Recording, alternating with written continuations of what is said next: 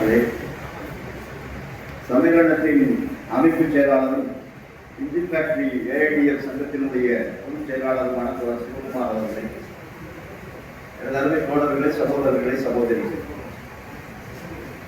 பிரச்சனையினுடைய ஆபத்தையும் முக்கியத்துவத்தையும் உணர்ந்து நிறைய தோழர்கள் சங்கத்தினுடைய அழைப்பை ஏற்று இந்த கூட்டத்திற்கு வருகை தந்திருக்கிறீர்கள். முதலில் உங்கள் அனைவருக்கும் நம்முடைய சங்கத்தின் சார்பில் நெஞ்சார்ந்த நன்றியை தெரிவித்துக் கொள்கிறேன். கூட்டங்களுக்கு வருவது என்பது ஒரு பழக்கமாக நாம் மாற்றிக்கொள்ள வேண்டும். கூட்டங்களுக்கு வந்தால் மட்டும்தான் உண்மை நிலைமைகள் என்ன, தொழிற்சாலைக்குள் இருக்கக்கூடிய பிரச்சனைகள் என்ன, அகில இந்திய அளவிலே இருக்கக்கூடிய பிரச்சனைகள் என்ன, நம்மீது வந்து கொண்டிருக்கக்கூடிய தாக்குதல்கள் என்ன, அந்த தாக்குதல்களில் இருந்து நம்மை நாம் எப்படி பாதுகாத்துக் கொள்வது, அதற்குண்டான வியூகம் எப்படி வகுப்பது என்பதெல்லாம் கூட்டங்களுக்கு வந்தால் மட்டும்தான் நாம் தெரிந்து கொள்ளும். சங்கம் 1000 பிரசுரங்கள் வெளியிட்டாலும் அதை படிப்பதற்கும் அல்லது படித்து புரிந்து கொள்வதிலும் எப்பவுமே பிரச்சனைகள் உண்டு. ஆகவேதான் கரஸ்பாண்டன்ஸ் கோர்ஸுக்கும் நேரில் போய் படிக்கிறதுக்குமே வித்தியாசம் இருக்குல்ல. கல்லூரியில போய் நம்ம படிப்பதற்கும் தொலை தொடர்பு கல்விகள் மூலமாக நாம படிப்பதற்கு நிறைய வித்தியாசம் இருக்கு. ஏன்னா சொல்லி கேட்கின்ற போது புரியக்கூடிய அந்த தன்மை இருப்பார். அது வெறும் புத்தகத்தை படிப்பதனாலோ அல்லது ஒரு பிரசுரத்தை படிப்பதனாலோ வந்துவிடாது. அப்ப அந்த அடிப்படையில் நீங்கள் இன்றைக்கு ஒரு பெரிய எண்ணிக்கையில் நீங்க வந்திருக்கீங்க. எதிர்காலத்தில் ஏன்னா இந்த மாதிரி கூட்டங்கள் வந்து தினமும் நாம நடத்த போறது இல்லை. அதிகபட்சமாக மாதத்திற்கு ஒரு கூட்டம். அந்த கூட்டத்திற்கு சங்கத்தினுடைய முன்னணி தோழர்கள் வருகை தர வேண்டும், வந்து தங்களுடைய பிரச்சனைகளை புரிந்து கொள்ள வேண்டும். ஏன்னா இப்ப நிறைய வதந்திகள் வந்து தொழிற்சாலைக்குள்ள எப்பவுமே இருக்கும். வதந்திகள் இருக்கும்.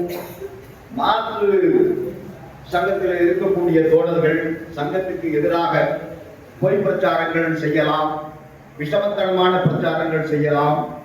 அப்ப அதையெல்லாம் நாம் முறியடிக்க வேண்டும் அப்படின்னா நமக்கு உண்மை என்ன அப்படிங்கிறது தெரியும். அப்ப உண்மையை எப்படி தெரிந்து கொள்ளும்? காலையில நாம எல்லாரும் டியூட்டிக்கு வரும் பொழுது சங்க அலுவலகத்தில் வந்து 9 மணி வரைக்கும் நம்ம உட்கார்வதற்கு நமக்கு நேரம் கிடையாது. அதிலேயே இப்போ உற்பத்தி வந்து முழுசாக ஆரம்பித்தாகிவிட்டது. தொழிற்சாலை ஈஸ்வரத்தில் இருக்கக்கூடிய தொழிலாளர்களாக இருந்தாலும் சரி, தேவத்தில் இருக்கக்கூடிய தொழிலாளர்களாக இருந்தாலும் நேரத்தோடு காலத்தோடு அவர்களுடைய பிரிவுக்கு போக வேண்டிய ஒரு கட்டாயம் இருக்கிறது. அது அந்த மாதிரி ஒரு சூழ்நிலையில் நாம கூட்டங்களுக்கு வருவது என்பதனுடைய அந்த முக்கியத்துவத்தை நாம் புரிந்து கொள்ள வேண்டும். சொந்த வேலைகள் இருக்கு, அதெல்லாம் இல்லைன்னெல்லாம் இல்லை. நமக்கு மாலை நேரங்களில் குறிப்பாக பெண்களுக்கு வேலைகள் நிறைய இருக்கு, நமக்கு தெரியும். அதனால நம்ம கூட்டம் வந்து ரொம்ப லேட்டாலாம் நடத்துறது இல்லை. 8:30 மணி 9 மணி வரைக்கும் எல்லாம் கூட்டம் இல்லை. இப்பெல்லாம் கூட்டம் வந்து பார்த்தீங்கன்னா மேக்சிமம் 7:30க்குள்ள முடிச்சிடும். அதனால எதிர்காலத்திலும் இது போன்ற பெரிய எண்ணிக்கையில் வந்து நீங்கள் சங்கம் நடத்துகின்ற கூட்டங்களுக்கு வர வேண்டும். ஏன்னா கேட் மீட்டிங்ல வந்து நமக்கு டைம் ரொம்ப லிமிட்டட். 20 நிமிடம் 25 நிமிடத்திற்குள்ள எல்லா பிரச்சனையும் நாம பேசிவிட முடியாது. அப்ப நமக்கு நல்ல வசதியான குளிரூட்டப்பட்ட ஒரு அரங்கம் இருக்கு.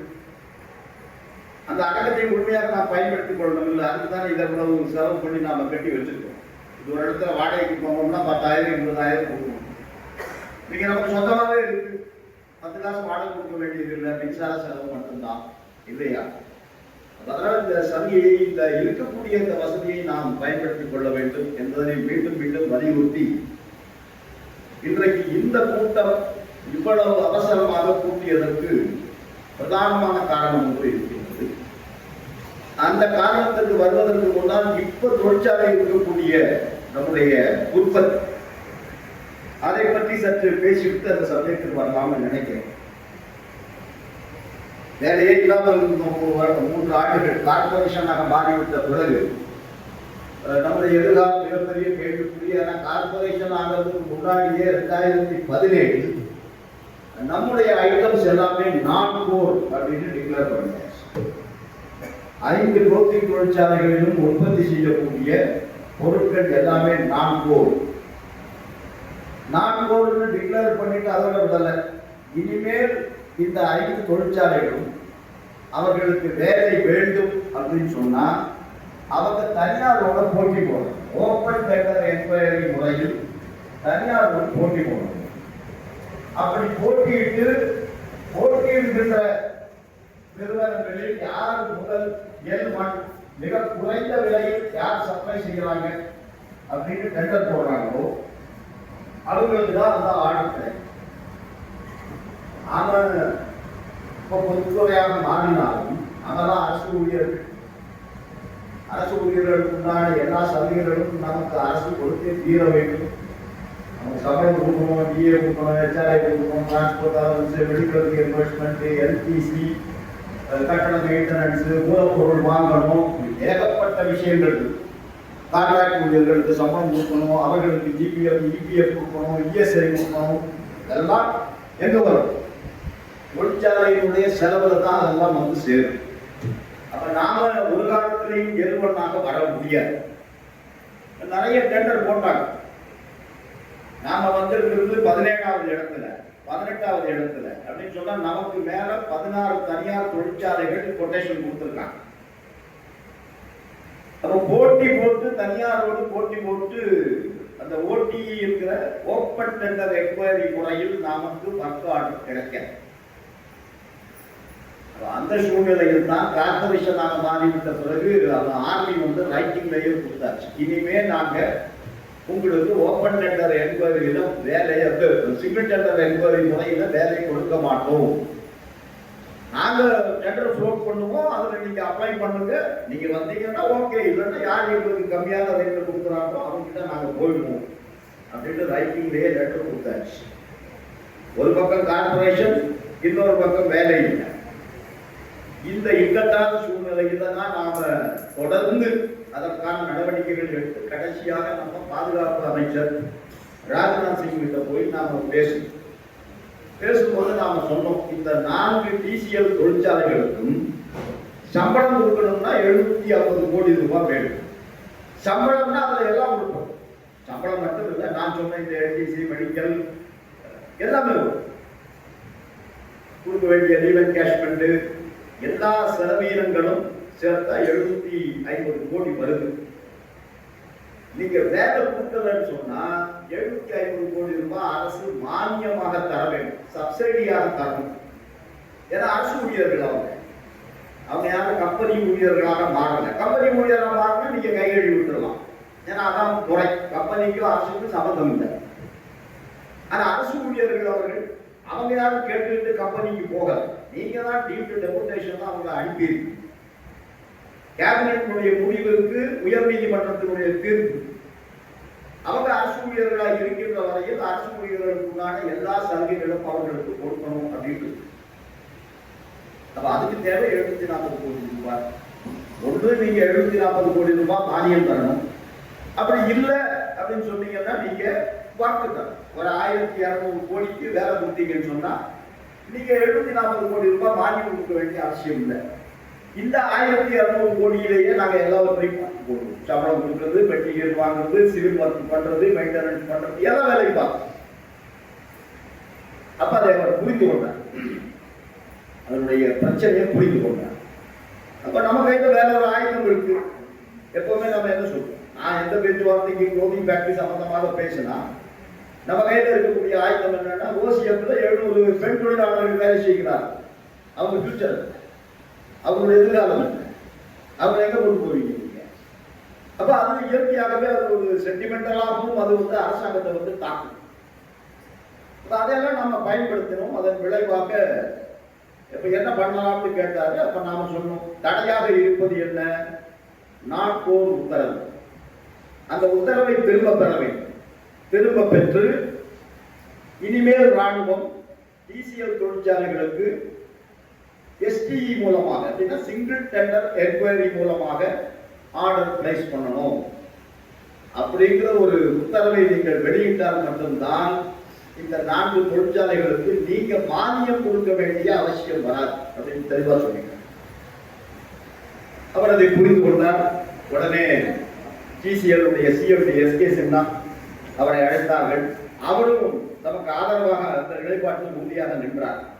ஆனா அவரும் தெளிவா சொல்லிட்டார், ஆமா சார் பெடரேஷன் சொல்றது கரெக்ட், அவங்களுக்கு சம்பளம் கொடுத்தாகணும்னா நான் எங்கிருந்து போவேன், என்கிட்ட எங்க காசு, ஆர்மி எனக்கு ஆர்டர் கொடுக்க மாட்டாங்க,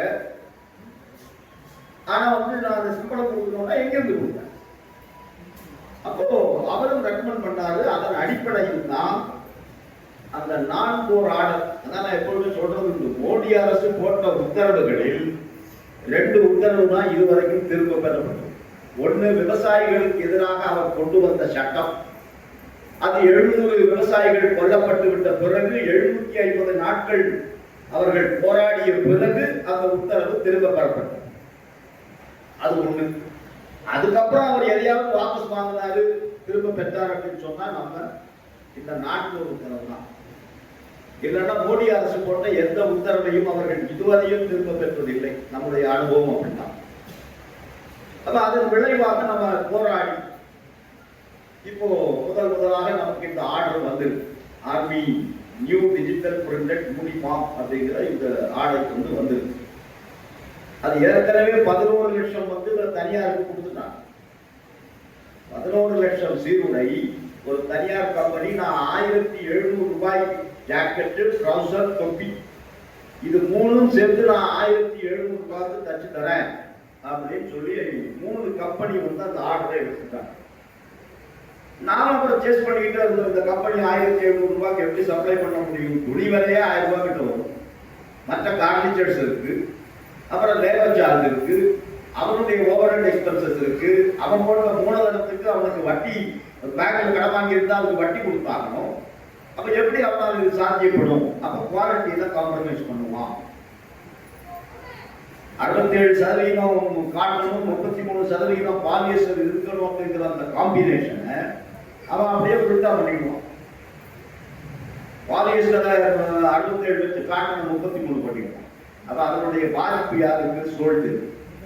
அதே மாதிரி ஜிப்ல இருந்து பட்டன்ல இருந்து பிளாஸ்டிக் பட்டன் போடுவான். பாலியஸ்டர் பட்டனுக்கு பதிலாக பிளாஸ்டிக் பட்டன் போடுவான்.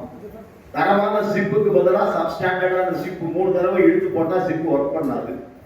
இதையெல்லாம் நாம கவனமாக வாட்ச் பண்ணி அதுல டிப்போ இருந்தது, ஆர்டினன்ஸ் COD கான்பூர். ஏன் ஏசி ஆஃப் பண்ணு?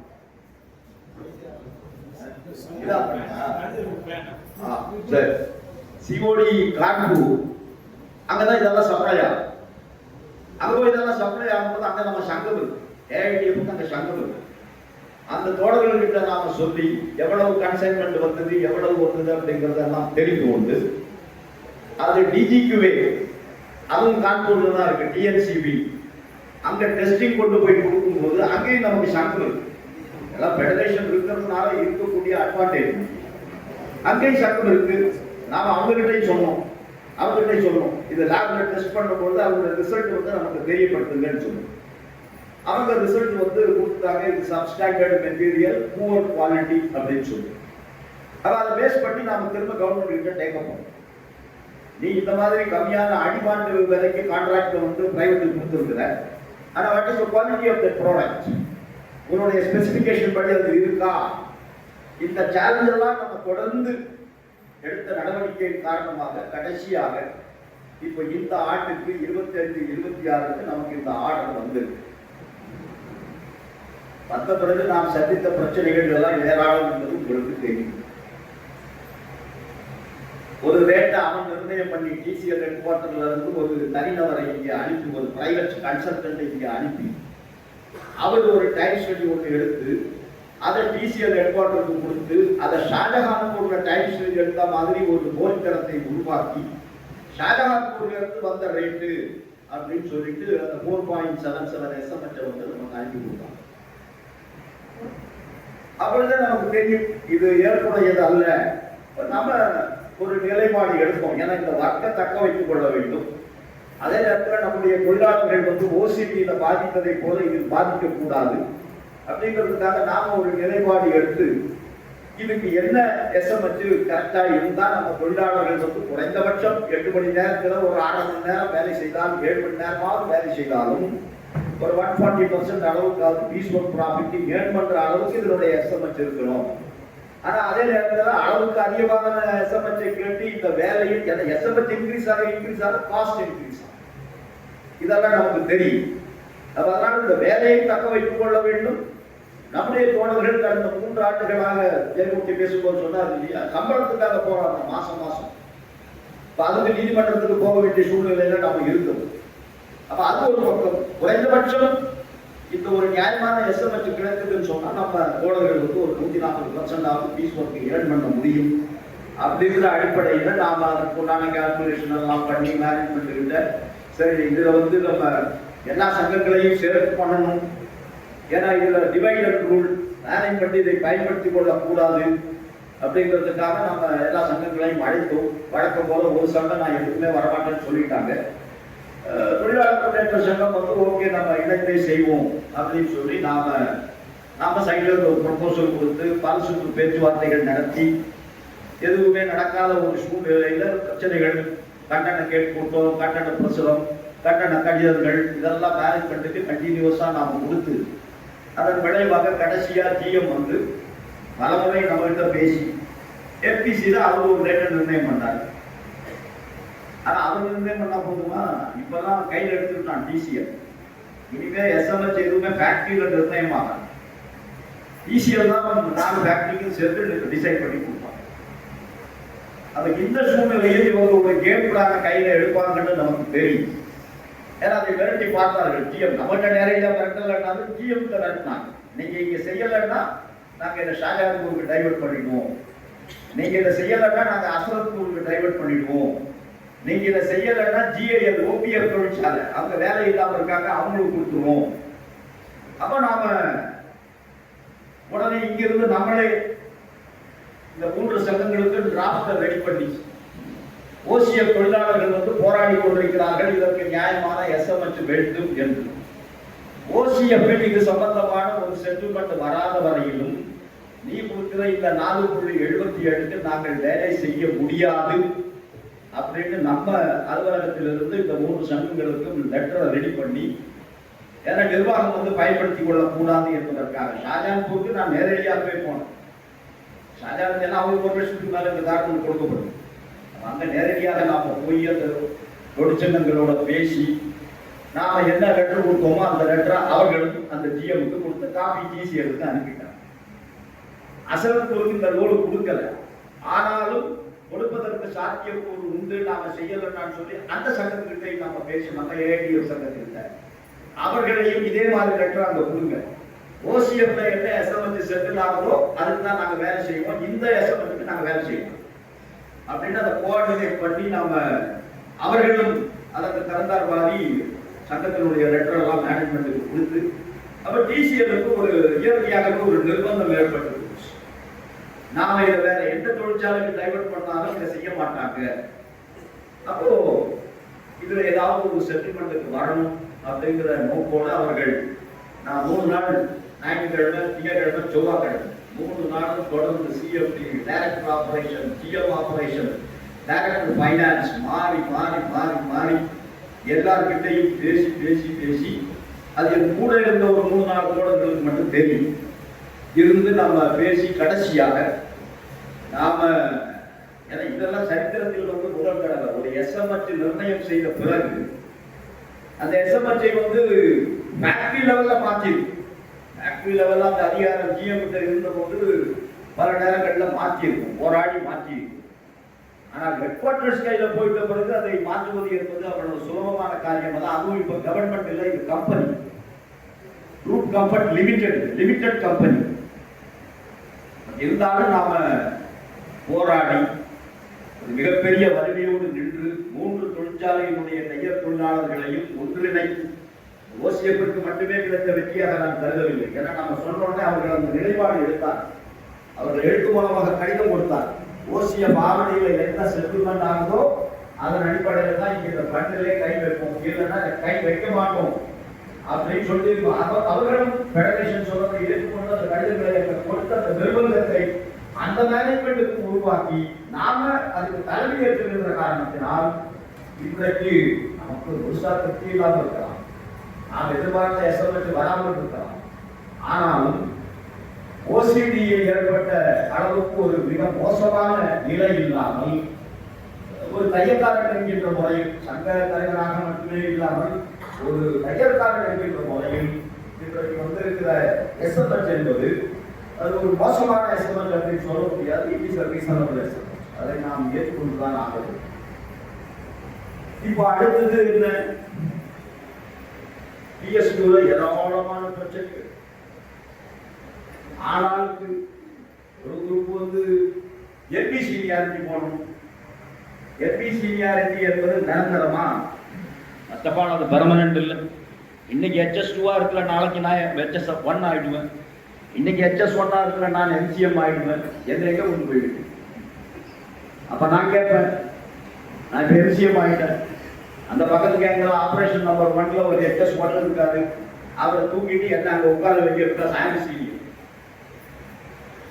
இது தீர்வுக்கு இடம் வாய்ந்து. ஆனால் இதனுடைய விளைவுகள் என்ன? ரெண்டாவது, அந்த மிஷன் எனக்கு கிடைக்குமா? என் மிஷனை தூக்கிட்டு நாங்கள் போக முடியுமா? எல்லோருக்குமே அவரவர்களுடைய மிஷன் மீதுதான் ஒரு பற்றுதல் உண்டு. ஏன்னா அதுல இருந்து பழகி போச்சு. அந்த மிஷன் நம்ம சொல்றபடி கேட்கும். எப்படி ஒரு மியூசிக்கல் இன்ஸ்ட்ருமெண்ட் வந்து அதை மீட்டுகின்றவர் சொல்வதை கேட்பதை போல ஒரு கிட்டாரோ ஒரு வீணையோ அவர் என்ன சொல்றாரோ அதுபடி அது பாடும். அதே மாதிரி தானே நம்ம ஒர்க் பண்ற இயந்திரம், நாம என்ன சொல்றோமோ அதுபடி அந்த இயந்திரம் வேலை செய்யும். அப்ப இயந்திரத்தை மாற்ற முடியுமா? இந்த மிஷினை தூக்கிட்டு அங்க போக முடியுமா? இது வந்து ஆயிரக்கணக்கான பிரச்சனைகளுக்கு இடம் கொடுக்கும் அப்படிங்கிறத நாம நன்றாக உணர்ந்த காரணத்தினால் நாம் அதில் உறுதியாக இருந்தோம். ஆனால் மற்ற 2 சங்கங்களை பொறுத்த வரைக்கும் அவர்கள் வந்து இல்லை, இந்த ஒட்டுமொத்தமாக கலைத்து எல்பி சீனியாரிட்டி போடணும் அப்படிங்கிற நிலைப்பாடை அவர்கள் எடுத்தார்கள். அவர்களை புரிய வைப்பதற்காக நாம முயற்சி பண்ணோம். நீங்க எதை மனதில் வைத்துக் கொண்டு இதெல்லாம் பண்ணணும்னு சொல்றீங்க, பண்ணீங்கன்னா இந்த பிரச்சனைகள் வரும், இதுக்கெல்லாம் தீர்வு கண்டுபிடிக்க முடியுமா? அப்புறம் அதுக்கு மட்டும்தான் வேலை இருக்கும். ஃபேக்டரியில ப்ரொடக்ஷனும் நடக்காது, வேலையும் நடக்காது, தொழிலாளிக்கு சம்பளமும் கிடைக்காது. போகாத ஊருக்கு நாம வழியை இதற்கு தேட வேண்டும் அப்படின்னு சொல்லி நாம நம்முடைய நிலைப்பாடு நாம சரியாக எடுத்தோம். எல்லோரையும் கலந்து பேசி நாம எடுத்தோம். என்ன ஆசிட்டிஸ் அங்க என்ன இருக்கோ அப்படியே இருக்கட்டும். 13 வருஷமா 14 வருஷமா ஜேசிடி டிசிடி தச்சவங்க தான் இருக்காங்க. இடையில சில மாறுதல்கள் அங்கே ஏற்பட்டிருக்கலாம். அது எப்படி செட்டில் பண்றதுங்கிறத பேசும். ஆனா ஆல்ரெடி டிசிடி கேங் இருக்கு, ஜேசிடி கேங் இருக்கு. அது ஏற்கனவே 11 வருஷமா தச்சுட்டு இருக்காங்க. சீனியரும் இருக்கலாம், ஜூனியரும் இருக்கலாம். ஆனா செட்டில் ஆகிட்டாங்க. அவங்களை எதுக்கு டிஸ்டர்ப் பண்ணணும்? அதுக்குள்ள சீனியாரிட்டி பார்க்கணும்னா பார்த்துக்கணும், அதுல ஒரு பிரச்சனையும் இல்லை. அதுக்குள்ள எப்படி சீனியாரிட்டி பார்க்கணுமா தாராளமா பார்த்துக்கலாம், அதுல ஒன்றும் பிரச்சனை இல்லை அப்படின்னு சொல்லி பல சுற்று பேச்சுவார்த்தைகள். அப்புறம் அந்த 213, 214 2 கேங் அவர்கள் வந்து எங்களை சப்ஸ்டிடியூட் என்று அழைக்கக்கூடாது. நாங்க ஏன் சப்ஸ்டிடியூட்டா இருக்கணும்? நாங்க எப்பவுமே ஜூனியராகவே இருக்கணுமா? நியாயமான கேள்வி. அதுல ஒன்றும் தப்பு கிடையாது. ஆனா துரதிருஷ்டவசமாக அவர்களுக்கு பிறகு அப்பாயின்மெண்ட் இல்லை. அப்பாயின்மெண்ட் இல்லாததுனால ஜூனியர் ஜூனியர்னு வந்தா முதல்ல அவங்க தான் வருவாங்க டார்கெட், வேற யாரும் வரும்போது இல்லை. பட் அவங்களையும் பாதுகாக்கணும். அப்புறம் நாம ஒரு நிலைப்பாடு எடுத்தோம், ஓகே சப்ஸ்டிடியூட்டே வேண்டாம், சப்ஸ்டிடியூட் இல்லாம இதை நடத்த முடியுமான்னு பார்ப்போம். 2 பேர் 3 பேர் வரைக்கும் ஆப்சன்டீஸ் ஆனா நிச்சயமாக அந்த டிஎல்டிக்குள்ள அவங்க மேனேஜ் பண்ற மாதிரி இவங்களும் மேனேஜ் பண்ண முடியும். லெட் அஸ் எக்ஸ்பெரிமெண்ட், ஒரு பரிசோதனை முறையில் அதை பார்க்கணும் அப்படின்னு அதையும் நாம முடிவு பண்ணி அந்த முடிவை எடுத்தோம். அப்ப இவங்களுக்கு என்ன வேலை கொடுக்கறது? 13, 14 அந்த பிரச்சனை வந்தது. நம்ம சைட்ல இருந்து நம்ம ஒரு ஆலோசனை சொன்னோம், அவங்களுக்கு சொல்லி கொடுத்துட்டீங்கன்னா ப்ராப்ளம் செட்டில்டு. மேனேஜ்மெண்ட் சைட்ல இருந்து பட்டன் கொடுக்கணும்னாக்க நாம சொன்னோம் ஓகே. அவங்க அங்கே அவங்க அதுக்கு தயாரா இருந்தாங்க. அவங்களை கூப்பிட்டு பேசும்போது அவங்க சொல்லிட்டாங்க நாங்க அங்க இருக்கணும். அங்க நீங்க எங்களுக்கு ஐபிடபிள்யூ கொடுத்தாலும் சரி, எங்களுக்கு பட்டன் கொடுத்தாலும் சரி, கேப் கொடுத்தாலும் சரி, எங்களை உடைக்கக்கூடாது, எங்களை சப்ஸ்டிடியூட்ங்கிற பேர்ல கூப்பிடக்கூடாது. இதை எல்லாமும் பேசி ஓரளவுக்கு நாம செட்டில் பண்ண பிறகு சின்ன சின்ன பிரச்சனைகள் அங்க ஓவர்லாக்ல சீனியாரிட்டி, ஓவர்லாக்ல ஜூனியாரிட்டி, இதை கொண்டு போய் யார் அங்க கொடுக்கறது, அங்கிருந்து இங்கே கொண்டு வந்து யார் வைக்கிறது, இதெல்லாம் ஒரு ஸ்டார்டிங் ட்ரபிள் எப்பவுமே இருக்கு. அது போக போக அதனுடைய வழியில அது செட்டில் ஆயிடும். அடுத்த பிரச்சனை என்னன்னு கேட்டீங்கன்னா லைன் பேலன்சிங். அதுல நிர்வாகம் வந்து ஒரு மிகப்பெரிய தவறு செய்யுது. நம்ம என்பிசி மீட்டிங்ல பேசும்போதும் ஜெனரல் மேனேஜர் கிட்ட, ஏகே ப்ரொடக்ஷன் கிட்ட எல்லாம் பேசும்போது ஒரு விஷயத்தை தெளிவா சொன்னோம். லைன் அசம்பிளி வந்து சக்சஸ்ஃபுல்லா நடக்கணும் அப்படின்னு சொன்னா லைன் பேலன்சிங் கரெக்டா 19 ஆபரேட்டர்ஸ் ஒரு கேங்ல இருக்காங்க, ஒரு லைன்ல இருக்காங்க அப்படின்னு சொன்னா 1ல இருந்து 19. அந்த 1ல இருந்து 19க்குள்ள இருக்கிறவங்களுக்கு ஒவ்வொரு ஆபரேஷனுக்கும் அவர்களுக்கு ஒதுக்கீடு செய்திருக்கிற அந்த பணியினுடைய time that should not be more than 5%. அது 5% மேல போகும். ஸ்ரீகுமார் முதல் ஆபரேஷன்ல இருந்தாரு, அவர் 10 நிமிஷத்துல முடிக்கிறாரு அப்படின்னு சொன்னா அடுத்த ஆபரேட்டர் கிட்ட வரும் பொழுது மேக்சிமம் 15 நிமிஷம் போகும், அதுக்கு மேல போகும். அப்ப அது அப்படிதான் அந்த பேலன்ஸ் இங்க கொண்டு போகும். 1ல இருந்து கடைசி வரைக்கும் பார்த்தா எங்கேயாவது ஒரு இடத்துல வேரியேஷன் வருது, மேலேயோ கீழேயோ போத் சைடு. ஏன்னா 100% பர்ஃபெக்ஷனா உங்ககிட்ட யார்ட்ட கொடுத்தாலும் நீங்க பண்ண முடியாது. 100% பர்ஃபெக்டா பண்ணுங்க. ஸ்ரீகுமார் 9 நிமிஷம் செய்யறாருன்னா கடைசி ஆபரேட்டரும் 9 நிமிஷம் தான் செய்யணும் அப்படின்னு திறமையான இண்டஸ்ட்ரியல் இன்ஜினியரை ஜப்பான்ல இருந்து கொண்டு வந்தாலும் பிராக்டிகலி நாட் பாசிபிள். ஏன்னா இதெல்லாம் ஆட்டோமேட்டிக் மிஷின்ஸ் இல்லை. சிவகுமார் இருக்கிற ஃபேக்டரியில் வேணா பாசிபிளா இருக்கும், ஏன்னா சிஎன்சி மிஷின்ஸ் எல்லாமே. அங்கேயும் முடியாது, அங்கேயும் சில நேரங்களில் முடியாது. ஆனா நம்ம தொழிற்சாலையில் மேனுவல் மனுஷன் தான் செஞ்சாலும் அப்படிங்கும் பொழுது டைமிங் 100% பர்ஃபெக்ஷனாக பண்ண முடியாது. ஆகவே தான் நாம என்ன சொல்றோம் கேட்டீங்கன்னா 5% அதுக்கு மேல போகாத அளவுக்கு பார்த்து போங்கன்னு திரும்ப சொன்னோம். ஆனால் டெக்னாலஜி சென்டரை பொறுத்த வரைக்கும் அதை அவங்க சரியா பண்ணல. போன முறை ஓசிடியில நம்ம பண்ணோம், சங்கமே பண்ணோம், நாமளே பண்ணோம். நம்முடைய அனுபவத்தின் அடிப்படையில் இப்படி இதை டிஸ்ட்ரிபியூட் பண்ணா சரியா இருக்கும்னு சொல்லி மேனேஜ்மெண்ட் அதை ஏற்றுக்கொண்டது. ஆனால் தொழிலாளிகள் அதை ஏற்றுக்கொண்டது. தொழிலாளிகள் ஏற்றுக்கொள்ளல என்பது மேனேஜ்மெண்ட் ரொம்ப கன்வீனியன்டா எஸ்கேப் ஆயிட்டா, இதெல்லாம் நாங்க ஒண்ணுமே பண்ணல, யூனியன்ஸ் என்ன பண்ணி கொடுத்தாங்களோ அதை நாங்க அக்செப்ட் பண்ணிக்கிட்டோம் அப்படின்னு சொல்லி. அதனால இப்ப கூட நாம என்ன பண்ணோம், நாம என்ன பண்ணணும், டெக்னாலஜி சென்டர் பண்ணணும். நாம பண்ணாதான் பிரச்சனை. யூனியன் பண்ணா யூனியன் வந்து ஆபரேட்டர் 1க்கு ஃபேவரா பண்ணிட்டாரு, ஆபரேட்டர் 4க்கு ஃபேவரா பண்ணிட்டாரு, ஆபரேட்டர் 12க்கு ஃபேவரா பண்ணிட்டாரு. இந்த குற்றச்சாட்டு வருது. ஆனா குற்றச்சாட்டுகளை பார்த்து ஒரு சங்கம் பயப்பட முடியுமா? ஒரு பொறுப்புள்ள சங்கம்னு சொன்னா இவர் விமர்சனம் பண்ணுவாரு, அவர் விமர்சனம் பண்ணுவாரு, திட்டுவாரு, அவர் திட்டுவாருன்னு பார்த்தா முடிவுகளை நீங்கள் எடுக்க முடியாமல் போயிடும். முடிவு எடுத்து அவனுக்கு இல்லை, சில எப்பவுமே சார்பு மட்டுமே விழுமா, ஒரு வேலையில இருக்குன்னா சார்பு மட்டுமே விழுந்துட்டு இருக்குமா, சில நேரங்களில் இதெல்லாம் வரும். பட் அது சாக்கும் வரும். அது ஃபேக்டரியினுடைய நன்மைக்கு, தொழிலாளர்களுடைய நன்மைக்கு தகுந்த மாதிரி அந்த முடிவுகள் எடுக்கணும். அந்த ரிஸ்க் ஃபேக்டர் எப்பவுமே ஒரு லீடர்ஷிப்புக்கு உண்டு. இருந்தாலும் எல்லாரும் சொன்னாங்க, நம்ம என்ன முறை பண்ணணும், பண்ணட்டும், நிர்வாகமே பண்ணட்டும். நிர்வாகம் முதல்ல ஒன்று பண்ணாங்க, அது ஏற்புடையதாக வரல. உடனே செக்ஷன்ல இருந்து HOS DO கொடுத்த சஜஷனை எடுத்துக்கிட்டு 2வது ஒரு லைன் போட்டாங்க.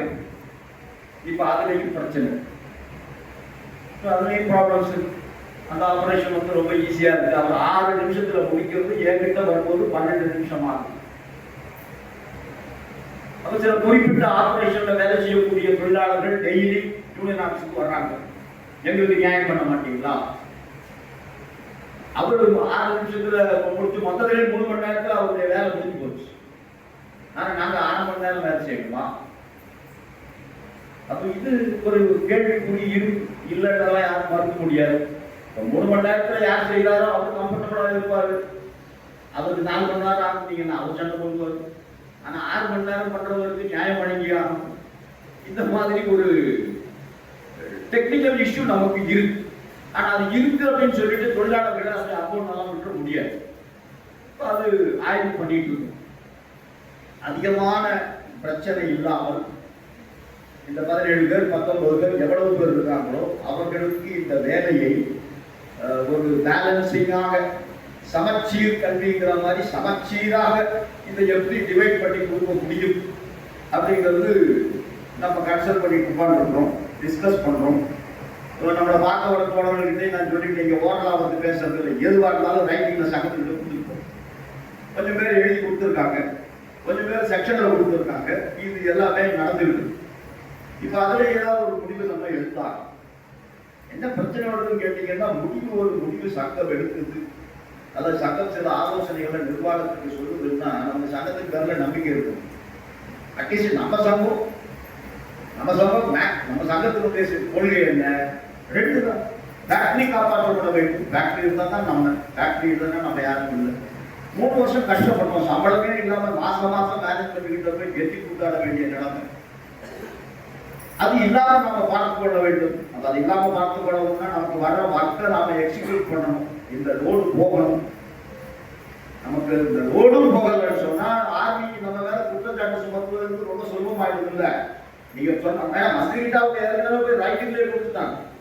நீங்க சொன்னதன் அடிப்படையில் நாங்க நான் ஆர்டரை விட்ரா பண்ணி அவங்களுக்கு ஆர்டர் பிளேஸ் பண்ணோம்.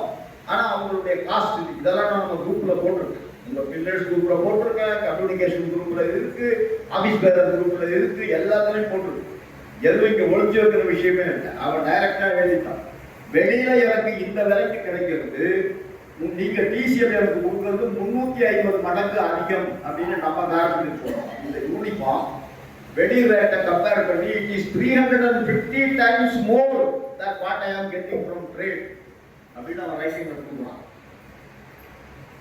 நீங்க அமைச்சராக இருந்தாலும் நான் அமைச்சராக இருந்தாலும் ராணுவ தளபதி சார் 2000 ரூபாய் கிடைக்கிற ஒரு பொருளை நீங்க போய் அந்த 7500 ரூபாய்க்கு நீங்க வாங்க சொல்றீங்களே, இது எந்த இருக்கிற நியாயம்? அதுக்கு நான் 3 யூனிஃபார்ம் வாங்கிடுவேல, அவங்ககிட்ட ஒரு யூனிஃபார்ம் வாங்குறதுக்கு நான் 3 யூனிஃபார்ம் வாங்கிடுவேன் அப்படின்னு நிச்சயமாக அவர்கள் போய் சொன்னால் எந்த மந்திரியாக இருந்தாலும் சரி, அதனால பரவாயில்ல நீங்க 8000 ரூபாய் பண்ணாலும் அவங்க கிட்ட வாங்கிக்குவோங்கன்னு சொல்ற நிலைமை இப்ப கிடையாது. அதுல நம்ம கம்பெனி ஆயிட்டதுனால நாம இப்ப அரசு அல்ல. நம்ம அதனால அருமைத்தோழர்களே நாம ஸ்டடி பண்ணிட்டு இருக்கிறோம். எவ்வளவு தூரம் இதை இன்னும் செழுமைப்படுத்த முடியும், எவ்வளவு தூரம் இந்த ஆபரேஷன்ஸை சிம்பிளிஃபை பண்ண முடியும், எவ்வளவு தூரம் உழைப்பை சமச்சீராக டிஸ்ட்ரிபியூட் பண்ண முடியும் அப்படிங்கிறதுக்கான ஆய்வுகள், அது சம்பந்தமான பிரச்சனைகள் நடந்துகிட்டு இருக்கு.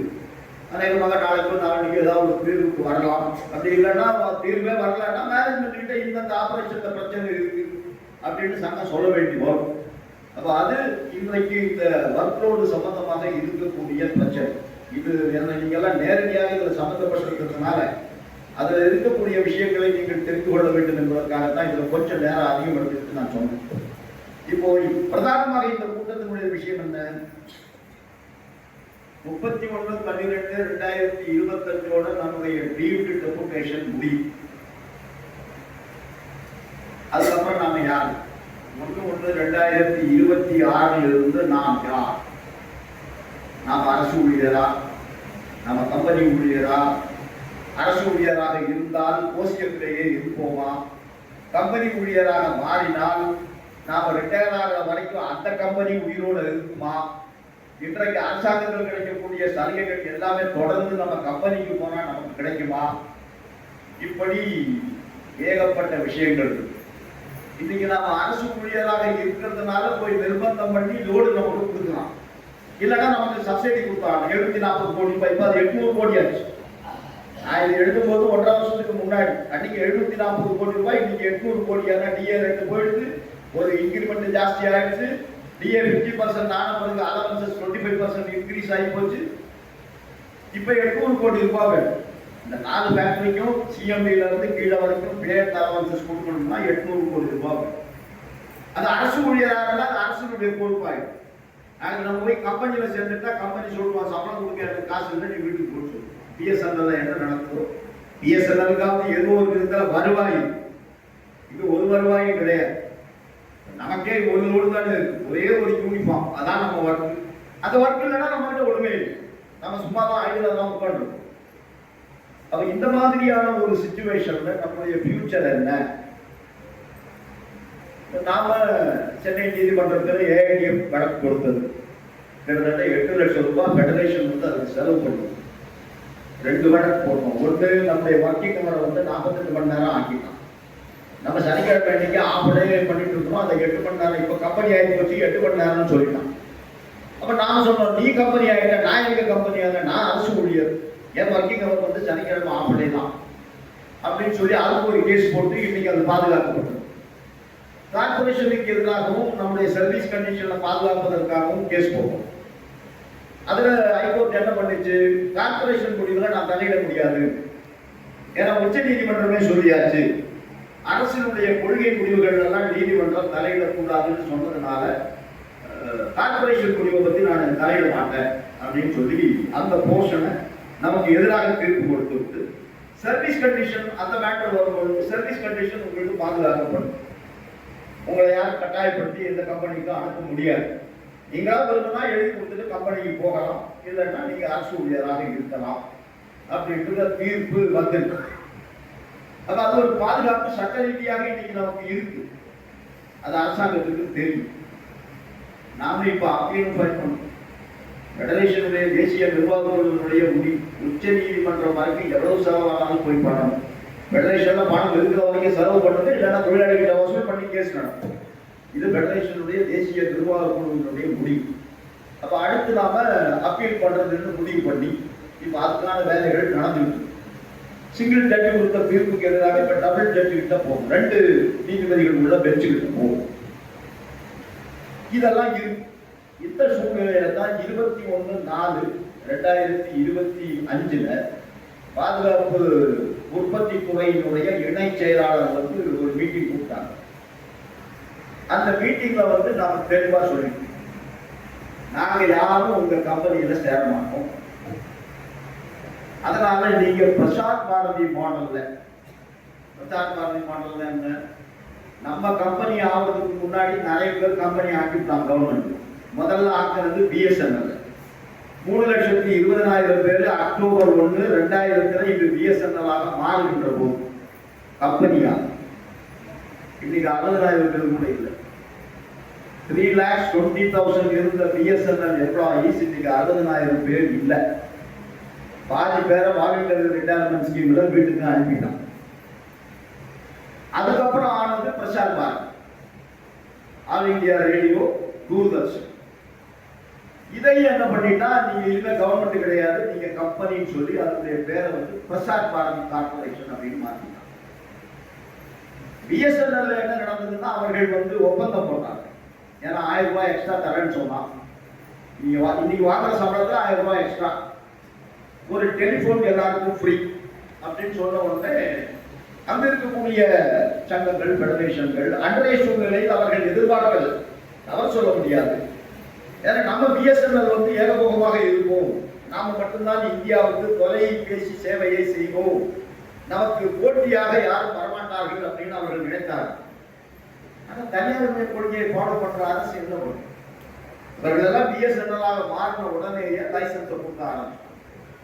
எல்லா தனியார் நிறுவனங்களுக்கும் தொலைபேசியை, அலைபேசியை நீங்கள் நடத்தி கொள்ளலாம் அப்படின்னு சொல்லும்போது எப்படி இப்ப நாம தனியார் கிட்ட போட்டி போட்டு நிற்க முடியாதோ, அதே மாதிரி பிஎஸ்என்எல் வந்து அம்பானி கிட்ட, அதானி கிட்ட எல்லாம் போட்டி போட்டு நிற்க முடியாத காரணத்தினால பிஎஸ்என்எல் இன்னைக்கு தடுமாறி. அதனால 1,20,000 பேரை வாலண்டரி ரிட்டையர்மெண்ட்ல போக சொல்லியாச்சு. அதுல பல பேருக்கு இன்னும் டெர்மினல் பெனிஃபிட்ஸ் கிடைக்கல. ஏற்கனவே ரிட்டையர் ஆன ஊழியர்களுக்கு 7வது சம்பள கமிஷனுடைய பெனிஃபிட்ஸ் நமக்கு 8வது சம்பள கமிஷனுக்காக பயன்படுத்திட்டு இருக்கோம். ஆனால் அவர்கள் யாருக்குமே 7வது சம்பள கமிஷனுடைய பென்ஷன் கிடைக்கல, ஊதிய மாற்றமும் கிடைக்கல, பென்ஷனும் கிடைக்கல. இது ரெண்டுமே அவர்களுக்கு கிடைக்கல. போராடிட்டு இருக்கிறாங்க. நானும் அவர்களுக்காக நேஷனல் கவுன்சில் ஜேசிஎம்ல ஃபைட் பண்ணுறோம். ஏன்னா அவர்கள் நம்முடைய கொலீக்ஸ். ஒரு காலத்தில் நம்மள மாதிரி மத்திய அரசு ஊழியர்களாக இருந்தவர். ஆனால் நீங்க கம்பெனியில போய் சேர்த்துட்டாங்கன்னு சொன்ன உடனே அவங்களுக்கு எந்த சலுகையும் கொடுக்க மாட்டேன்னு சொல்றது ஏற்புடையது இல்லைன்னு அவர்களும் போராடினார்கள். நாமளும் சேர்ந்து அவர்களுக்காக போராடினோம். அப்ப இந்த சூழ்நிலையில் நாம அவங்களுக்கு சொல்லிட்டோம், நீ Prasar Bharati corporation, all India ரேடியோவும் தூர்தர்ஷனும் ஒரு கம்பெனியாக மாறுகின்ற போது அவர்கள் போராடினார். அவர்கள் நம்ம நீதிமன்றத்துக்கு போன மாதிரி அவர்களும் போனார்கள், தெருவில் நின்று போராடினார்கள்.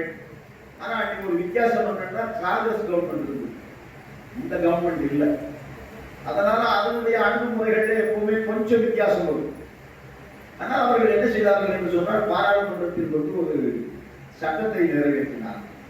The Indian Broadcasting Corporation Limited Act அப்படிங்கிற ஒரு சட்டத்தை நிறைவேற்றி அதுல என்ன பண்ணிட்டாங்கன்னு கேட்டீங்கன்னா, இந்த கெசட், இந்த சட்டம் ஜனாதிபதியின் ஒப்புதலை பெற்று இந்த அரசு சான்றிதழில் வெளியிடுகின்ற அந்த நாளில் யாரெல்லாம் ஆல் இந்தியா ரேடியோவிலும் தூர்தர்ஷனிலும் மத்திய அரசு ஊழியர்களாக பணிபுரிந்து கொண்டிருந்தார்களோ அவர்கள் இந்த புதிய கம்பெனியில், இந்த புதிய கார்பரேஷனில் ஓய்வு பெறுகின்ற வரையில் அந்த அந்தஸ்தோடு அவர்கள் இருப்பார்கள் அப்படின்னு போட்டாச்சு.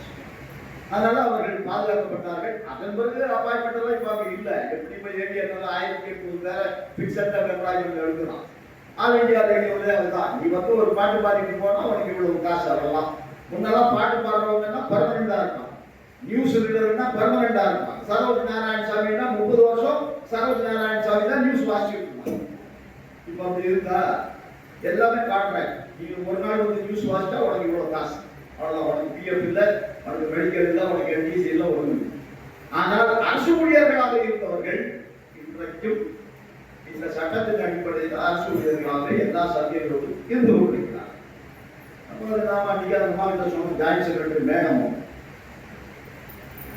அவங்க சொன்னாங்க, ஓகே அதெல்லாம் உங்க கருத்துங்க. ஆனா ego empower group of ministers வந்து அப்படியெல்லாம் ஒன்றும் முடிவு பண்ணல, அப்படியெல்லாம் உங்களுக்கு பண்ண முடியாது அப்படின்னாங்க. நான் பண்ண முடியாதுன்னு உங்க கருத்து, பண்ணணும் வந்து எங்க கருத்து.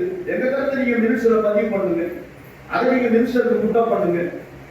அது எப்படி நான் ரெக்கார்ட் பண்ண முடியும்? நாங்க அதெல்லாம் நத்திங். நான் மீட்டிங்னா என்ன, நீங்க சொல்றதும் பதிவாகணும், நாங்க சொல்றதும் பதிவாகணும், முடிவும் பதிவாகணும். அதான் மீட்டிங்.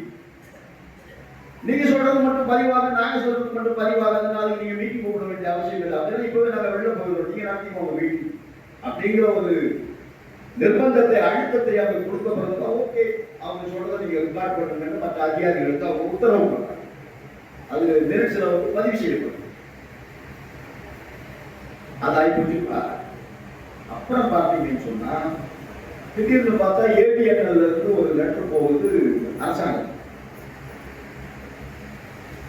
இந்த மாதிரி கம்பெனியில் இந்த ஊழியர்களை எல்லாம் சேர்ப்பதற்கு அப்சார்ப்ஷன் பேக்கேஜ் அப்படின்னா கம்பெனியில் ஸ்ரீகுமார் சேர்ந்தால் அவருக்கு என்ன கொடுக்கப்படும். நான் சொன்னேன் இல்லையா, பிஎஸ்என்எல்ல சேர்ந்தா அன்றைக்கு 2000 சொல்றேன், 1000 ரூபாய் உனக்கு சம்பளத்தில் கூடுதல் கிடைக்கும், ஒரு டெலிபோன் ஃப்ரீயா இருக்கும். அதான் பேக்கேஜ். அப்ப நமக்கு ஏதோ ஒரு பேக்கேஜ் அவங்க டிசைட் பண்ணணும். என்ன பேக்கேஜ் நமக்கு இது வரைக்கும் தெரியாது, நம்ம அதை பத்தி கவலையும் படலை. ஏன்னா அங்க சேர போறதுனால அதை பத்தி கவலை.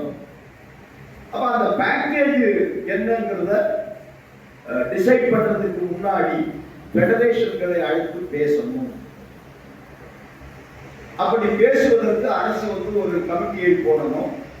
அந்த கமிட்டியில வந்து 7 சிஎம்டிகளும் உறுப்பினர்களாக இருப்பார்கள். அதில் சீனியர் மோஸ்ட் சிஎம்டி யாரோ அவரை வந்து அந்த கமிட்டிக்கு சேர்மனா போடணும் அப்படின்னு ஒரு பேப்பர் போகும். இப்பதான் வெளியில வந்துருந்தேன், எதுவுமே ரகசியம் இல்லை. அப்ப அது வந்த உடனே நாம முதல்ல நம்ம ஃபெடரேஷனுக்குள்ள டிஸ்கஸ் பண்ணோம். நம்ம ஃபெடரேஷன் தலைவரோட நான் கன்சல்ட் பண்ணேன், என்ன பண்ணலாம் அப்படின்ட்டு முடிவு எடுத்துட்டோம். நமக்கு என்ன தனியா கன்சல்ட் பண்றதுக்கு என்ன இருக்கு, நம்ம முடிவு ஏற்கனவே தெளிவாக இருக்கு. நாம நீதிமன்றத்துக்கு போயிருக்கோம். அதனால நாம வந்து இந்த கமிட்டியை வந்து புறக்கணிக்கணும். காரணத்துக்கு வந்து இந்த கமிட்டிகிட்ட போக வேண்டிய வேலை நமக்கு இல்லை. ஆனா நாம மட்டும் செய்தால் பார்த்தாச்சு, எல்லாரையும் சேர்த்து பண்ணுவோம் அப்படின்னு திரும்ப மறுபடியும் பிபிஎம்எஸ் கிட்ட பேசணும். ஐஎன்டிடபிள்யூஎஃப் நமக்கு பிரச்சனை இருக்கு. ஏன்னா அந்த ஃபெடரேஷனுடைய தலைவர் பகிரங்கமாக கார்பரேஷனுக்கு ஆதரவு தெரிவித்தவர். ஆனாலும் அவர்களையும் கேட்போம். அப்ப அவர்களையும் கலந்து பேசணும். அசோசியேஷனுடைய அமைப்பிற்கு சிடிஆர்ஐ அவர்களையும் கலந்து பேசணும். ஐஓஎஃப்எஸ் ஆபீசர் அசோசியேஷன் இருக்கு, அவர்களையும் கலந்து பேசணும்.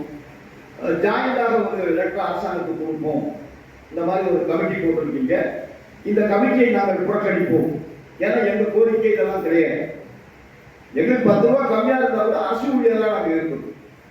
எங்களுக்கு நீ 10 ரூபாய் கொடுப்பேன், 20 ரூபாய் கொடுப்பேன், கம்பெனியில வேணா, கம்பெனிக்கு நாங்கள் வரமாட்டோம். கம்பெனிக்கு நாங்கள் வராத போது கம்பெனியில வந்தா எனக்கு என்ன கிடைக்கும்ங்கிறதுக்கு பேசுறதுக்கு நாங்கள் எதுவும் வர முடியாது அப்படின்னு சொல்லி 4 பேர் 4 அமைப்புகளுமே நாம கூட்டாக கையெழுத்து போட்டு அது கவர்மெண்ட்டுக்கு லெட்டர் கொடுப்போம்.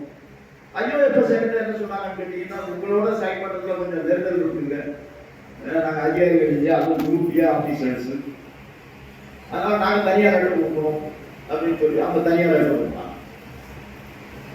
இது நடந்துகிட்டு இருக்கும்போது இப்பதான் கிளைமேக்ஸ் வருது. இந்த கூட்டத்தினுடைய நோக்கம் தான். மீதியெல்லாம் பேக்ரவுண்ட் சொன்னேன்.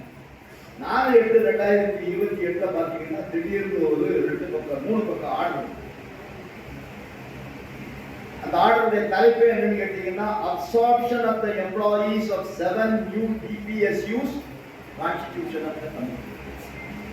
இந்த 7 புதிதாக உருவாக்கப்பட்ட பாதுகாப்புத்துறை பொதுத்துறை நிறுவனங்கள் இல்லை அப்படின்னா இந்த 7 கம்பெனிகளில் ஊழியர்களை இணைத்துக் கொள்வது எப்படி, அதற்கான குழு அப்படிங்கிறது தான் சப்ஜெக்டே, தலைப்பே அதுதான். மீதி எல்லாம் சொல்லிட்டு என்ன சொல்றான், முன்னாள் ஓய்வு பெற்ற பாதுகாப்பு உற்பத்தி செயலாளர் எக்ஸ் ஐஏஎஸ் ஆபீசர் சுபாஷ் சந்திரா அவர் சேர்மனாக இருப்பாங்க. எனக்கு தெரியும் அவர்கள் எல்லாம் செக்ரட்டரியா இருந்தா நம்ம கலப்புறம் போயிருக்கோம், பேசியிருக்கோம். அவர் சேர்மன். அப்புறம் அனில் குமார் நாயக் அவரையும் தெரியும். அவர் ஐஓஎஃப்எஸ் அதிகாரி, போர்ட்ல கிட்டத்தட்ட ஒரு 7 வருஷம் டிடிஜியா இருந்தவர். அதன் பிறகு லேபர் கமிஷனரா, சீஃப் லேபர் கமிஷனரா டெபுடேஷன்ல போனாரு. அவரு ஓய்வு பெற்றவர், அவரு ஒரு மெம்பர். அப்புறம் PS ராவத் அப்படின்னு அவரு முன்னாள் பாதுகாப்பு அரசாங்கத்தில் ஜாயிண்ட் செக்ரட்டரியா. அப்புறம் ஒரு DR சரி எக்ஸ் சிஎம்டி அலிம்கோ. நான் முதல் தடவை தான் இந்த அலிம்கோ அப்படின்னு அரசாங்கத்துக்கு ஒரு கம்பெனி இருக்கு அப்படிங்கிறது தெரிய வந்தது. இந்த அலிம்கோ என்னன்னு பார்த்தீங்கன்னா artificial limb of India manufacturing corporation. செயற்கையான கால், செயற்கையான கை இதெல்லாம் மேனுஃபேக்சர் பண்றதுக்கு அரசாங்கத்தில் ஏதோ ஒரு கம்பெனி இருக்கு. கான்பூர்ல அதனுடைய ஹெட் குவார்டர். அதில் முன்னாள் சிஎம்டியாக இருந்தவர் இந்த சரி. இவர்கள் தலைமையில இந்த கமிட்டி போகும். இந்த கமிட்டிக்கு கொடுக்கப்பட்ட கால அளவு என்னன்னு கேட்டீங்கன்னா 1 வருடத்திற்குள் இந்த கமிட்டி அதனுடைய அறிக்கையை அரசுக்கு கொடுக்கணும். இவர்கள் எல்லாம் ஓய்வு பெற்றவர்கள் அப்படிங்கிற காரணத்தினால இவங்களுக்கு பென்ஷன் கிடைக்கிறதுனால இவங்களுக்கு எக்ஸ்ட்ரா காசு எல்லாம் கொடுக்க. ஆனால் ஒரு முறை இவர்கள் உட்கார்ந்தால் சிட்டிங் ஃபீஸ் ஒரு சிட்டிங்க்கு 4000 ரூபாய். ஒரு மாதத்தில் அதிகபட்சமாக 10 முறை இவர்கள் உட்காரலாம். அப்படின்னா 10 முறை உட்கார்ந்தா 40,000 ரூபாய் ஒரு ஆளு கிடைச்சு. சம்பளமா இல்லை, சிட்டிங் ஃபீஸுக்கு பேருல இவர்களுக்கு ஒவ்வொருவருக்கு 40,000 ரூபாய் கிடைச்சு. அதன் பிறகு ரிட்டையர் ஆகும்போது என்ன டிஏடிஏ என்டைட்டில்மெண்டோ அது இவர்களுக்கு டிராவல் பண்றதுக்கு கிடைக்கும்.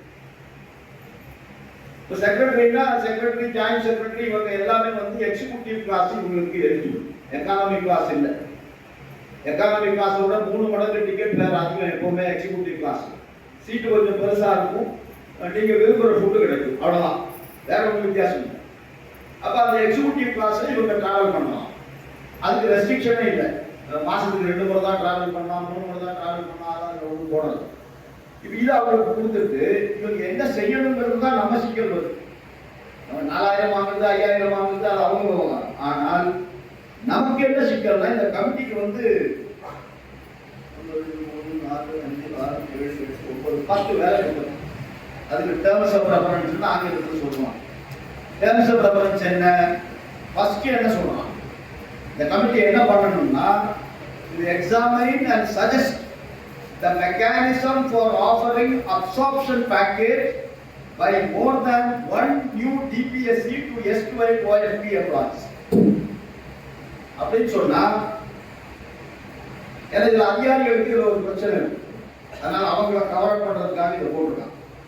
ஒரு அதிகாரிகள் கேட்டாங்க, ஐஓஎஃப்எஸ் அதிகாரிகள் அரசாங்கத்தை பார்த்து ஒரு கேள்வி கேட்டாங்க. இந்த கார்பரேஷன் எல்லாம் ஆகும்போது எனக்கு 2 விதமான கம்பெனியா மாற்றியாச்சு. இப்போ நம்மெல்லாம் ஷெட்யூல் பில வர கம்பெனி. ஏன்னா டேர்ன் ஓவர் நம்மளுக்கு 5000 கோடிக்கு கீழே கம்மி. 5000 கோடிக்கு மேல இருந்தா தான் ஷெட்யூல் ஏ கம்பெனி. அதனால தான் பார்த்தீங்கன்னா 3 கம்பெனிக்கு மினி ரத்னா ஸ்டேட்டஸ் கொடுத்துருக்காங்க. ABNL, MIL, AWL. இந்த 3 கம்பெனிக்கு ஸ்டேட்டஸ் கொடுத்துருக்காங்க. இப்போ சிவகுமார் இங்கே உட்காந்துருக்காரு, பெரிய போராட்டம் நடத்தி வந்தா உட்காந்துருக்காரு. அது மினி ரத்னா கிடைச்ச உடனே தொழிலாளிகளுக்கு எல்லாம் கூப்பிட்டு மேனேஜ்மெண்ட் சொல்றான், நாளைக்கு உங்களுக்கு எல்லாம் சாப்பாடு ஃப்ரீ. அங்க 1000 பிரச்சனை. நம்ம எப்படி பிரச்சனைகளை சந்திச்சு கொண்டிருக்கிறோமோ அது மாதிரி அவங்க 1000 பிரச்சனைகளை சந்திச்சுட்டு இருக்கிறாங்க.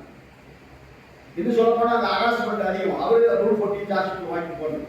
அவர் தலைவர் ரூல் 16 சார்ஜ் வாங்கி இப்பதான் சின்ன பனிஷ்மெண்டோட அதை காப்பாற்ற முடியும். 10 தோழர்களுக்கு charge. Harassment union officer close பண்ணிட்டு போயிட்டான். கேட் மீட்டிங் நடத்தினா நோட்டீஸ் கொடுக்கலாம். அந்த மாதிரியான ஒரு மேனேஜ்மெண்ட் அங்கே இருக்கு. தொழிலாளி எல்லாருமே பயங்கர கோபத்தில் இருக்காங்க. ப்ரமோஷன் இல்லை, எச்எஃப் இல்லாத மாதிரி இந்தி ஃபேக்டரியிலே இல்லை. அவன் கூப்பிட்டு சொல்றான், அவங்களுக்கு நாளைக்கு சாப்பாடு ஃப்ரீ. சாப்பாட்டுக்கு வழி இல்லாமல் இருக்கும். சாப்பாட்டுக்கு வழி இல்லாமல் யாரும் இல்லை. அதனால எல்லா சங்கங்களும் சேர்ந்து முடிவெடுத்து சொல்லியாச்சு, உன் சாப்பாடும் தேவையில்லை, ஒன்றும் தேவையில்லை, நீயே சாப்பிட்றா அப்படின்னு 5 ஃபேக்டரியிலே சொல்லியாச்சு. நானும் இன்னைக்கு ஃபெடரேஷன்ல இருந்து ஏரியாக்களுடைய சிஎம்டிக்கு ரொம்ப கடுமையான ஒரு கடிதம் அனுப்பியிருக்கேன். இது ஒரு insult for the workers word use பண்ணியிருக்கு. This is an insult. இவ்வளவு பிரச்சனைகள் அவங்களுக்கு இருக்கு. இந்த பிரச்சனையை சங்கம் பேசியாச்சு, ஃபெடரேஷன் பேசியாச்சு. ஆனா நீ திருத்து வைக்காம நீ வந்து சாப்பாடு போடுறன்னு சொன்னா சாப்பாட்டுக்காக டெய்லி போடுவியா? இந்த சாப்பாடு எங்களுக்கு தேவையில்லை, பாய்காட்டிங் திஸ் அப்படின்னு சொல்லிட்டு நம்ம ஃபெடரேஷன் லெட்டர் கொடுத்தாச்சு, சங்கங்களுக்கு லெட்டர் கொடுத்தாச்சு, உன் சாப்பாடு தேவையில்லை போடா அப்படின்னு. அது எதுக்காக சொல்ல வந்தேன்னு கேட்டீங்கன்னா, ஷெட்யூல்டு ஏ கம்பெனி மினிரத்னம் ஆகி போச்சு. இப்ப அதிகாரிகள் என்ன கேட்கிறாங்க, நான் 30/9/2021 HPF இருந்த ஆபீசரா, நீ அன்னைக்கு சாயங்காலம் என்ன ஓசிஎஃப்ல போய் ஜாயின் பண்ணுன்னு சொல்லிட்டேன். ஏன் தப்பு என்ன இருக்கு? இப்ப அது ஷெட்யூல்டு ஏ கம்பெனி ஆகி போச்சு, இது ஷெட்யூல்டு ஜி கம்பெனி ஆகி போச்சு. அப்ப நான் என்ன வந்து நீ தரம் தாழ்த்துறது எப்படி அப்படின்னு அதிகாரிகள் போய் கேட்டுருக்காங்க. நான் அங்க இருந்து தான் நான் ஷெட்யூல்டு ஏ கம்பெனியால இருந்திருப்பேன், இங்க என்ன அனுப்பி ஷெட்யூல்டு பி கம்பெனிக்கு எப்படி அனுப்புனேன் அப்படின்னு அவங்க போய் கேட்டவொடனே தான் அது இதை போட்டுருக்கான். அதாவது இங்க ஒரு மெக்கானிசம் வந்து உருவாக்கணும். ஒவ்வொரு ஊழியர்களையும் கூப்பிட்டு கம்பெனிக்கு நீ வரியா அப்படின்னா இன்னொரு கம்பெனிக்கு கூட கேட்கலாமா? அப்படின்னா இப்ப நீங்க டிசிஎல்ல இருக்கிறீங்கன்னா உங்ககிட்ட கேட்கலாமா, நீ ஏவிஎன்எலுக்கு வரியா அப்படின்னு கேட்கலாமா? அப்ப அதிகாரிகளுடைய கோரிக்கை வந்து நாங்க பரிசீலனை பண்றோம். நீ டிசிஎல்ல தான் இருக்கணும்னு அவசியம் இல்லை, ஏவிஎன்எலுக்கு வரணும்னா ஏவிஎன்எல்ல வந்துரு. அப்ப அது அதிகாரிகளுக்குன்னு மட்டுமே போடல, எல்லாருக்கும் சேர்த்து அதை போட்டுட்டான். அது எப்படி பண்ணலாம், அதை இந்த கமிட்டி வந்து பரிந்துரை பண்ணணும். இரண்டாவது என்ன சொல்றாங்க, to examine the issue of absorption of officers level 14 and above CDA pay scale. அவங்க பப்ளிக் செக்டாருடைய pay scale, இது CDA pay scale, நம்ம சென்ட்ரல் DA பேர் CDA தான். Posted in 3 new scheduled BCPSCs, namely IOL, TCL and GIL. In E9 IDA pay scale, in the other 4 new scheduled A DPSUs and recommendation thereon. அப்படினா என்ன அர்த்தம் கேட்டீங்கன்னா, இந்த level 14 என்ன அர்த்தம்? நம்ம GM நம்ம கிட்ட 4 பேர் இருக்காங்க லெவல் 14. நம்ம எப்படி லெவல் 2, லெவல் 3, லெவல் 4 அதிகபட்சமா லெவல் 6 வரைக்கும் போறோம். ஜெனரல் லெவல் 7 அவ்வளவுதான். அவங்க லெவல் 14ல இருக்காரு. இந்த GM AGM எல்லாம் பாத்தீங்கன்னா லெவல் 14. ஆனால் இனிமேல் அவர்கள் வந்து க்ளோதிங் ஃபேக்டரியில் இருக்க முடியும். இந்த CDA ஸ்கேல் 9ன்னு வருது பாருங்க, EDA 9 அவன் தான் இருப்பான். அப்படின்னா ஜாயிண்ட் GM தான் இனிமேல் க்ளோதிங் ஃபேக்டரியில் GM இருப்பான். AGMs எல்லாம் இங்க இருந்து இடத்த காட்டி பண்ணிட்டு போயிடும். அப்படி போகும்போது அவர்களை எங்க கொண்டு போய் வைப்பீங்க, அது இந்த கமிட்டி வந்து ஆலோசனை சொல்லும். ஏன்னா இப்ப நம்ம ஃபேக்டரியில இருக்கிறவங்கள பாத்தீங்கன்னா, இப்போ புகழ் வந்து க்ளோதிங் ஆபீசர், ரெட்டி வந்து நான் டெக்னிக்கல் ஆபீசர், ராஜ்கிஷோரும் செந்தில் வந்து மெக்கானிக்கல் ஆபீசர். இந்த 4 பேர் இருக்காங்க. இவங்க இனிமேல் டிசிஎல்ல இந்த ரெக்கமெண்டேஷன் படி இருக்க முடியாது. அப்ப அவர்களை எங்க கொண்டு போறது? ஆபீசர் ஷார்டேஜ் எந்த ஃபேக்டரியில அதிகம்னு பாத்தீங்கன்னா 12 ஃபேக்டரி இருக்கிற MIL குரூப்ல, அது கெமிக்கல் ஃபேக்டரி, அமினேஷன் ஃபேக்டரி. அங்க கொண்டு போய் க்ளோதிங் டெக்னாலஜிஸ்ட போட முடியுமா, அட்மின் ஆபீசரை போட முடியுமா? அப்ப அதை ஸ்டடி பண்ணணும் அப்படிங்கிறது இந்த டேர்ம்ஸ். அதுக்கப்புறம் என்ன வருது, to suggest the mechanism for option of absorption to be given to the employees posted on the strength of DOOCNS. அப்படின்னா இப்போ கல்கட்டா ஹெட் குவார்டர் அவங்க இது வரைக்கும் என்ன நினைக்கிறாங்க, நம்ம ஃபேக்டரியில இல்லை, ஃபேக்டரியில இருந்தா தானே டீம்டு டெபுடேஷன், நம்ம அரசு ஊழியர்கள். இப்போ ஃபீல்டு யூனிட் இருக்கு இங்க ஆவடியில, அவங்க யாரும் டீம்டு டெபுடேஷன்ல இல்லை, அரசு ஊழியர்கள். ஆனால் அவர்கள் அரசு ஊழியர்களாக இருப்பதற்கு என்ன காரணம், நாம டீம்டு டெபுடேஷன்ல இருக்கிற வரைக்கும் நம்முடைய சர்வீஸுக்கு அவங்க தான் கஸ்டோடியன். அப்போ ஒருவேளை நாம எல்லாம் கம்பெனியில போய் சேர்ந்துட்டா அந்த ஆபீஸ் கல்கட்டா ஆபீஸ் தேவையில்லை. அப்படி ஒரு சூழ்நிலை வந்தால் அவங்களை என்ன பண்றது? அதான் அதுக்கப்புறம் என்ன வருது? அது ரொம்ப dangerous. To examine the issue of situation when number of application received against offer of absorption to any TPSU are more than its sanctioned strength. இது ரொம்ப டேஞ்சரஸ். இப்ப நமக்கு 41 தொழிற்சாலைகளுக்கு ஒரு சாங்ஷன்டு ஸ்ட்ரெங்த் இருக்கு. அதுதான் நமக்கு ப்ரமோஷன் கிடைக்கும். ஆனால் டக்கு டக்கு டக்குன்னு ப்ரமோஷன் கிடைக்கும். ஓசிஎஃப்ல பார்த்தீங்கன்னா HS1 வரைக்கும் ரொம்ப சீக்கிரம் வந்துடும். HS1ல இருந்து MCM தான் கொஞ்சம் டைம் எடுக்கும். அது காரணம் என்ன? நம்ம எண்ணிக்கை ரொம்ப கம்மி. ஆனா நம்முடைய ப்ரமோஷன் ஒர்க் அவுட் பண்றது சாங்ஷன் ஸ்ட்ரெங்த். ஆனா இப்ப இந்த 7 கம்பெனி என்ன பண்ணிட்டாங்க கேட்டீங்கன்னா, அது கம்பெனியாக செயல்பட துவங்குகின்ற போது எனக்கு 400 பேர் இருந்தா போதும், 500 பேர் இருந்தா போதும் அப்படின்னு அவன் ஒரு சாங்ஷன் ஸ்ட்ரெங்த்தை நிர்ணயம் பண்ணிட்டான். அப்படின்னா என்ன அர்த்தம்? இப்போ ஓசிஎஃப்ல நாம ஒரு 1200 பேர் இருக்கும், அது ஒரு 1100 பேர் இருக்கும். அத ஓசிஎஃப்ல அவன் டிசைட் பண்ணி வச்சிருக்கிறது 400 பேர் தான். அப்ப இந்த 1200 பேரை நான் கம்பெனிக்கு வரேன்னு ஆப்ஷன் கொடுத்துட்டா அவன் 400 பேரை தான் எடுக்க முடியும். மீதி இருக்கக்கூடிய 800 பேரை என்ன பண்ணுது? ஆப்ஷன் கொடுத்தா 1100 பேரும் நான் கம்பெனிக்கு போயிடுறேன், அரசாங்கத்திலிருந்து ராஜினாமா பண்ணிடுறேன் அப்படின்னு அங்க போனால் அங்க 400 பேர் தான் அவன் சாங்ஷன் செய்யும், மீதி எல்லாம் அவுட் சோர்சிங். அப்ப இந்த மீதி 800 பேரை எப்படி அகாமடேட் பண்றது? அதை பற்றி இந்த கமிட்டி பரிசீலனை பண்ணணும். அதுக்கப்புறம் அடுத்து என்ன சொல்றான்? We examine and suggest, இது அதோட danger. To examine and suggest the course of action such as a redeployment, VRS, voluntary retirement scheme, special VRS for the employees who do not accept the option of absorption. அப்படின்னா இப்ப நம்ம யாரும் இந்த கம்பெனிக்கு option கொடுக்க போறது இல்லை அப்படின்னு நாம எப்படி யூபிஎஸ்க்கு 33,000 பேர் தான் இது வரைக்கும் ஆப்ஷன் கொடுத்துருக்காங்க. 20,70,000 பேர்ல வெறும் 33,000 பேர் தான் நான் யூபிஎஸ்க்கு வரேன்னு சொல்லி கவர்மெண்ட்டுக்கு மிகப்பெரிய சம்மட்டி அடி. கவர்மெண்ட்டுக்கு செவுத்துல அடிச்ச மாதிரி ஆயிடுச்சு. அவன் தலைகீழ நின்று பார்த்தா ஒன்றும் நடக்கல. 33,000 பேர் தான் நான் யூபிஎஸ்க்கு வரேன்னு சொல்லியிருக்காங்க. அப்ப மெஜாரிட்டி ஊழியர்கள் வந்து யூபிஎஸ்சி புறக்கணித்திருக்கிறார்கள். அதே மாதிரி தான் இங்கேயும் மெஜாரிட்டி ஊழியர்கள் வந்து நான் கம்பெனிக்கு வரமாட்டேன், I will not give option அப்படின்னு சொன்னால் அவங்களை என்ன பண்ணலாம்? அவர்களுக்கு மாற்று வேலை கொடுக்கலாமா? அது கேள்வி கேட்கிறதே தப்பு. ஏன்னா மாற்று வேலை கொடுக்கணும்னு கவர்மெண்ட் ஆர்டர் 54லயே போராடி வாங்கி வச்சிருக்கு. அதையும் தாண்டி ஹைகோர்ட் தீர்ப்பு இருந்தாலும் அவன் எழுதுறான், அவர்களுக்கு மாற்று வேலை கொடுக்கணுமா, அல்லது வாலண்டரி ரிட்டையர்மெண்ட் ஸ்கீம்ல அனுப்பலாமா, அல்லது ஸ்பெஷல் வாலண்டரி ரிட்டையர்மெண்ட். அப்படின்னா இப்ப விஆர்எஸ் என்ன? விஆர்எஸ் என்பது ஓல்டு பென்ஷன்ல இருக்கிறவங்களுக்கு தான் விஆர்எஸ். என்பிஎஸ்ல இருக்கிறவங்களுக்கு என்ன விஆர்எஸ் இருக்கு? ஓல்டு பென்ஷன்ல இருந்தா 20 ஆண்டுகள் சர்வீஸ் பூர்த்தி பண்ணீங்கன்னா எப்போ வேணாலும் விஆர்எஸ் எழுதி கொடுத்துட்டு போகலாம். உங்க கடைசி பேசிக் பே 50% பென்ஷனா கிடைக்கும், மற்ற சலுகைகள் எல்லாம் இருக்கு. அதுக்கு மேல ஒரு ஸ்பெஷல் விஆர்எஸ்னா என்ன அர்த்தம்? அப்ப ஏதோ கொஞ்சம் கூடுதலாக தரல, ஒரு எலும்பு துண்டு கூடுதலாக கொண்டு. அப்ப அது என்னவாக இருக்கணும்? அந்த ஸ்பெஷல் விஆர்எஸ் ஸ்கீம்ல போகக்கூடியவர்களுக்கு அவர்களை போக வைப்பதற்கு என்ன பரிந்துரை செய்யலாம் அப்படிங்கறத இந்த கமிட்டி பரிசீலனை பண்ணணும்னு சொல்லுங்க. அப்புறம் அடுத்தது to examine and suggest a measure for treatment of surplus employees. அப்படின்னு என்ன அர்த்தம்? இப்போ நான் சொன்ன மாதிரி இப்போ 400 பேர் போதுங்கிறான், நம்ம 1000 பேர் இருக்கிறோம். 1000 பேர் வந்து ஒரு 400 பேரை எடுத்துட்டு மீதி பேரை எடுக்க மாட்டாமா. அப்ப மீதி இருக்கிறவங்களை என்ன பண்ணும்? அந்த சர்ப்ளஸ் மேன் பவரை எப்படி அட்ஜஸ்ட் பண்ணும்? அதுக்கு நீ ரெக்கமெண்டேஷன் பண்ணு அப்படின்னு அடுத்தது சொல்றான். அதுக்கப்புறம் என்ன சொல்றான்? To suggest the course of action for the new DPSUs which are not financially viable.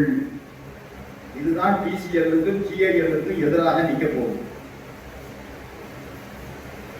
நிதி எக்கனாமிக்கலா பைனான்சியலா பொருளாதார ரீதியாக நடத்த முடியாத கம்பெனிகள். ஏன்னா முதல்ல யார் சொல்லியிருக்கா? டிசிஎல் ஜிஐஎல் தான். அங்க இருக்கக்கூடிய ஊழியர்களுக்கு ஒருவேளை அவர்கள் கம்பெனி ஊழியர்களாக போகிறோம் என்று எழுதி கொடுத்து கம்பெனிக்கு போனால், நிதி இல்லை என்று சொன்னால், இந்த அப்சார்ப்ஷன் பேக்கேஜ் அவர்களுக்கு எப்படி கொடுக்க முடியும்? அப்படி கொடுப்பதாக இருந்தால் அரசு அந்த கம்பெனிகளுக்கு என்ன உதவி, எவ்வளவு நாட்களுக்கு செய்யும்? மேட்டர் ரொம்ப சிம்பிள். இப்ப என் கம்பெனி டிசிஎல் மேனேஜ்மெண்ட் சொல்லுது, நீ என் கம்பெனிக்கு வந்தீங்கன்னா உங்களுக்கு ஒரு 2000 ரூபாய் நான் மாசம் மாசம் எக்ஸ்ட்ரா தருவேன். சம்பளம் கொடுக்கறதுக்கு இல்லை, சம்பளம் கொடுக்கறதுக்கு இல்லை, ஆனா 2000 ரூபாய் எக்ஸ்ட்ரா தரேன்னு சொல்லியாச்சு. நாமளும் நம்பி ஆப்ஷன் எழுதி கொடுத்துட்டு போயிட்டோம். இப்ப அங்க போன பிறகு 2000 ரூபாய் கொடுக்கறதுக்கு அவங்ககிட்ட காசு இல்லை. அப்ப அந்த மாதிரி ஒரு சூழ்நிலை வந்தால் அந்த பைனான்ஸை எங்க இருந்து கொடுக்கணும்? அதை இந்த கமிட்டி வந்து ஆய்வு பண்ணணும் அப்படின்னு சொல்லுங்க. அதுக்கப்புறம் என்ன சொல்றாங்க? to examine and recommend the course of action on issue of erstwhile OFP employees on deemed deportation transfer after the expiry of 5 years from the date of incorporation of the 7 DPSUs, that is after 30/9/2026. அரசாங்க ஆண்டு பொதுவா என்னன்னு கேட்டீங்கன்னா, டெபுடேஷன்ல வந்து நீங்க அதிகபட்சமாக 5 ஆண்டுகள் தான் இருக்கணும். அதுக்கு மேல டெபுடேஷன் கிடையாது. இல்லைன்னா நமக்கு கேபினெட் ஸ்பெஷல் முடிவு எடுக்கும். இப்ப இருக்கிற ஆர்டர் பற்றி ஒரு அரசு ஊழியர், இப்ப நம்ம ஃபேக்டரியில இருந்து பாரதி தெரியும், உங்களுக்கு எவ்வளவு பேருக்கு தெரியும். நம்ம கூட இங்க வந்து கிளாஸ் எல்லாம் எடுத்தார். பாரதி விஜிலன்ஸ் செக்ஷன்ல இருந்தார். அவரு இங்க ஒரு ட்ரைபியூனல், அந்த ட்ரைபியூனலுக்கு 1 இயர் டெபுடேஷன்ல போனார். இப்போ டெபுடேஷன் பீரியட் முடிஞ்ச உடனே அவங்க திருப்பி வந்துட்டார். திருப்பி வந்து இப்போ ஒரு பீரியட் திருப்பி அவங்க அமைச்சிட்டாங்க. அவர் போனது ஓசிஎஃப்ல இருக்கும், ஆனா அவரை பீரியட் முடிஞ்சு காமிச்சிட்டாங்க. அதே மாதிரி நம்ம ஃபேக்டரியில சிஇ செக்ஷன் வைஎன்டி பார்த்துட்டு இருந்த பிஜு அப்படின்னு ஒரு ஜேடபிள்யூஎம் இருந்தார். உங்களுக்கு எல்லாம் தெரிஞ்சிருக்கும். நேரம் சிஇ வைஎன்டி தான் பெரும்பாலும் நமக்கு தெரிஞ்சிருக்கும். அவர் வந்து ஸ்பெஷல் எக்கனாமிக் ஜோன்ல கொச்சிக்கு போனார். 3 வருஷம் டெபுடேஷன்ல போனார். டெபுடேஷன் முடிஞ்சு போச்சு. அவன் என்ன பண்ணா, ஸ்பெஷல் எக்கனாமிக் ஜோன் மினிஸ்ட்ரிக்கு ஒரு லெட்டர் அனுப்பினான். இவருடைய சேவை எங்களுக்கு தேவை, 3 ஆண்டுகள் முடித்து விட்டன, இன்னொரு 2 ஆண்டுகள் அவருக்கு எக்ஸ்டெண்ட் பண்ணுங்கன்னு சொல்லி ஒரு லெட்டர் அனுப்பினான். இன்னைக்கு ஆர்டர் வந்தாச்சு, நோ எக்ஸ்டென்ஷன், போய் ஃபீல்டு யூனிட் ஆவடியில் போய் ஜாயின் பண்ணி பிஜு அப்படின்னு லெட்டர் வந்துச்சு. அதிகபட்சமாக 5 ஆண்டுகளுக்கு மேல டெபுடேஷன்ல இருக்க முடியாது. அப்ப 5 ஆண்டுகளுக்கு மேல டெபுடேஷன் தான். 5 ஆண்டு எப்போ? அதுக்கு தான் சொல்றான் 30/9/2026. ஏன்னா நம்ம 1/10/2021 டீம்டு டெபுடேஷன்ல வந்திருக்கோம். அந்த 5 ஆண்டு எப்ப முடியும்னா 30/9/2026. அதன் பிறகு நம்மளை என்ன செய்யும்? கமிட்டி வந்து இதையும் பரிசீலனை பண்ணணும் அப்படின்னு சொல்லுவாங்க. அதுக்கப்புறம் என்ன சொல்றாங்க? to examine the issue of offer of option for absorption to those central government employees who have already opted for migration from NPS to UPS. அப்படியே இப்ப நம்ம ஃபேக்டரியில 700 பேர் இருக்கீங்க, NPSல இருக்கீங்க. ஆனா யாரும் யூபிஎஸ்க்கு கொடுக்கல, ஆப்ஷன் கொடுக்க கூடாது, கொடுக்கல. சங்கம் சொன்ன பேச்சை கேட்டு நம்ம யாரும் கொடுக்கல. இந்தியாவில் மெஜாரிட்டி என்ன 99.9% பேர் கொடுக்கல.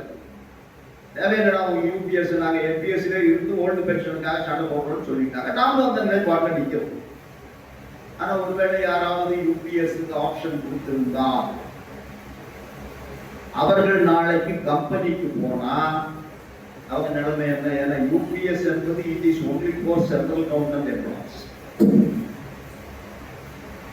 என்பிஎஸ் வந்து யார் வேணாலும் எடுத்து, நம்ம தனியார் கூட போய் என்பிஎஸ், நாம ரிட்டையர் ஆயிட்டேன், நாமளும் வேணா போய் என்பிஎஸ்ல சேர்ந்துருக்கோம்.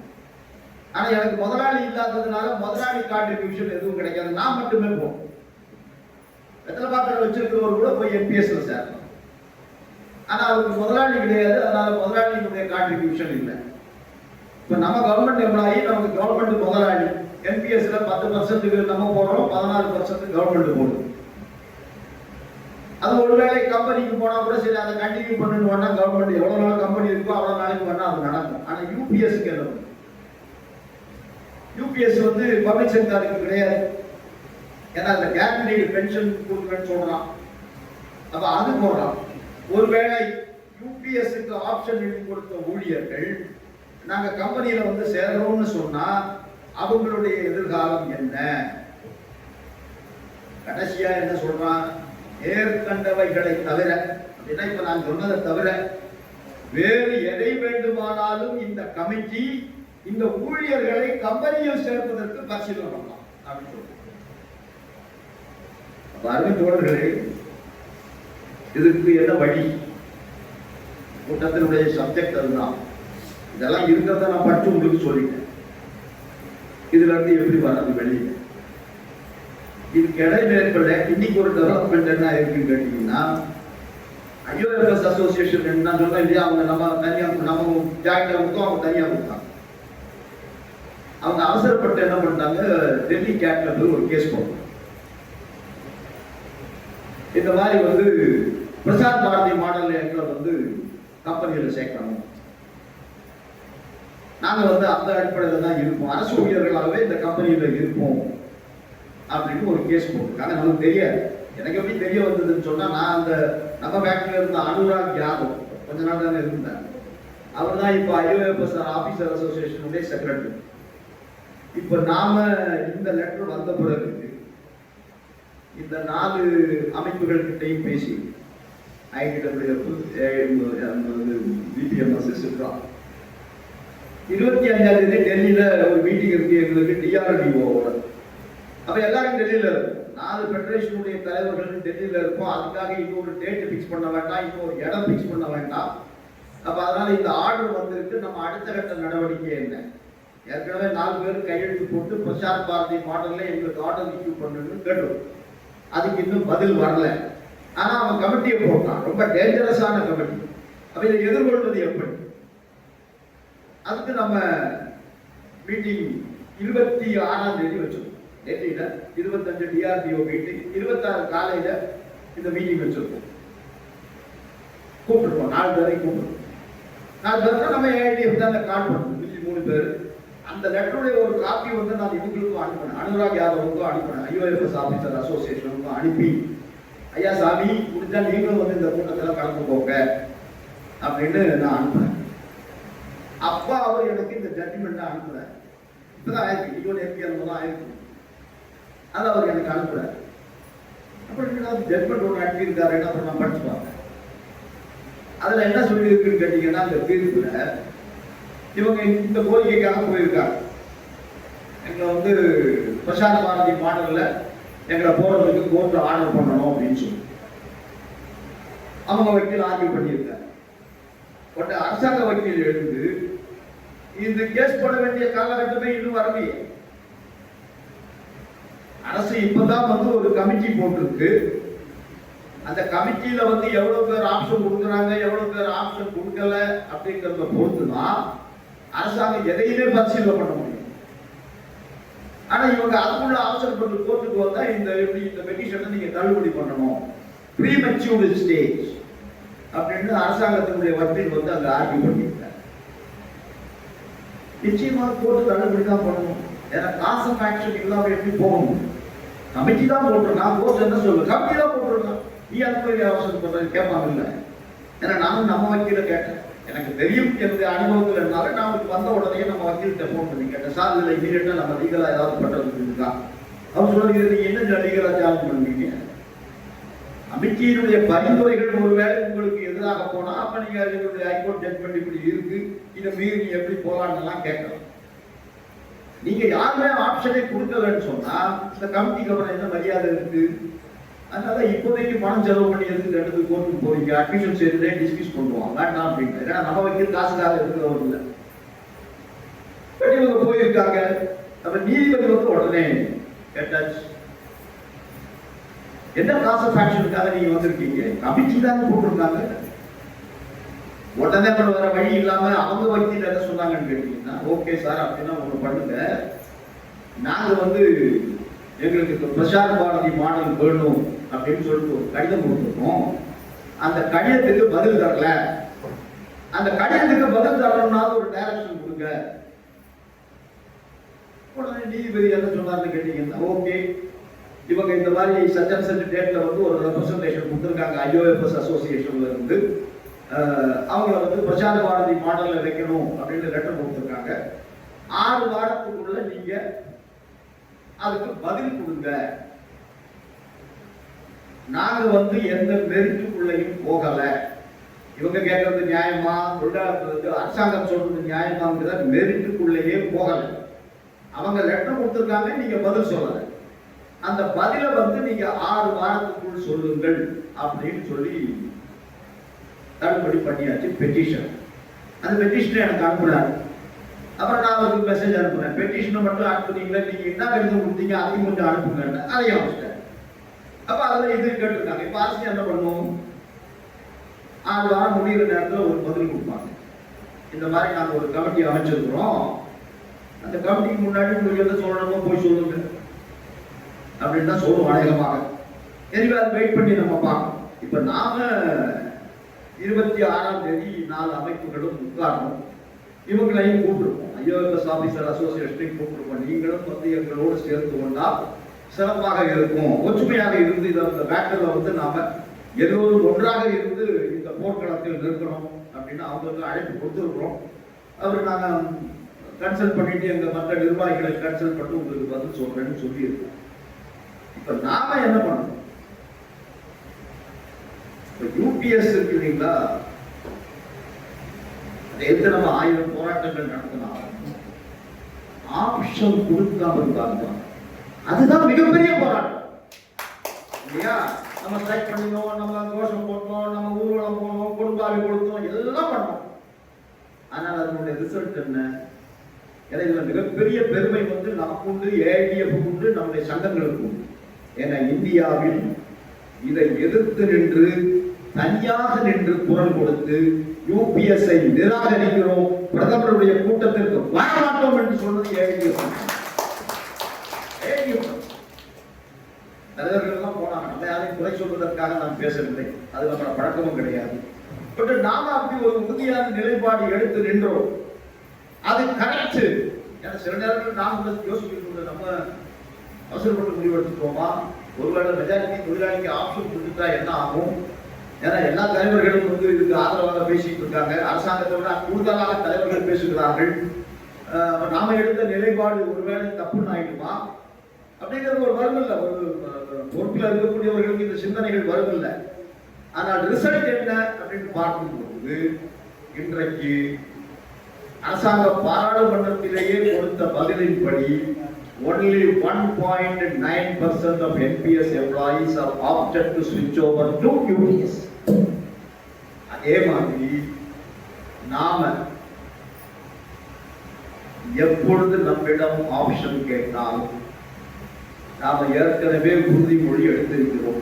அரசு ஊழியராக வந்த நான் அரசு ஊழியராக தான் ரிட்டையர் ஆகும். நீ என்ன பேக்கேஜ் கொடுத்தாலும் சரி, நீ 10,000 ரூபாய் உனக்கு நான் மாசம் மாசம் கொடுத்துட்டு தரேன் அப்படின்னு சொன்னாலும் நான் உன்னிடத்தில் வரமாட்டேன். காரணம், நான் என்னுடைய அரசு ஊழியர் இருக்கிற அந்தஸ்தை இழந்து உன்னுடைய கம்பெனி ஊழியராக வருவதற்கு நான் தயாராக இல்லை அப்படிங்கிற நிலைப்பாடை ஆப்ஷன் கேட்கிற அன்னைக்கு எவ்வளவு பேர் சர்வீஸ்ல இருக்காங்களோ அவர்கள் கொடுத்தால் UPS-இல் விழுந்த செம்மட்டி அடி அரசுக்கு விழும். அப்ப அரசாங்கத்துக்கிட்ட என்ன ஆப்ஷன் இருக்கு?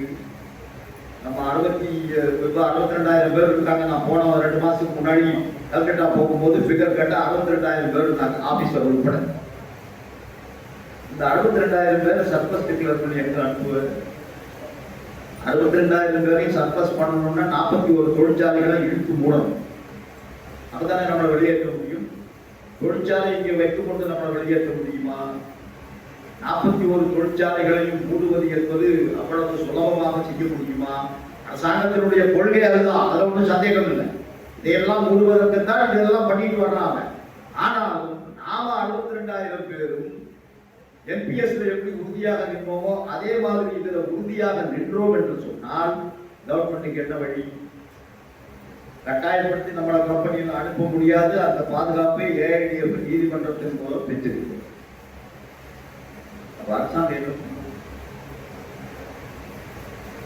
அரசாங்கத்துக்கிட்ட 2 ஆப்ஷன் தான். ஒண்ணு, நாம ரிட்டையர் ஆகிற வரைக்கும் இந்த கம்பெனியில நம்மளை வைத்துக் கொள்ள வேண்டும்.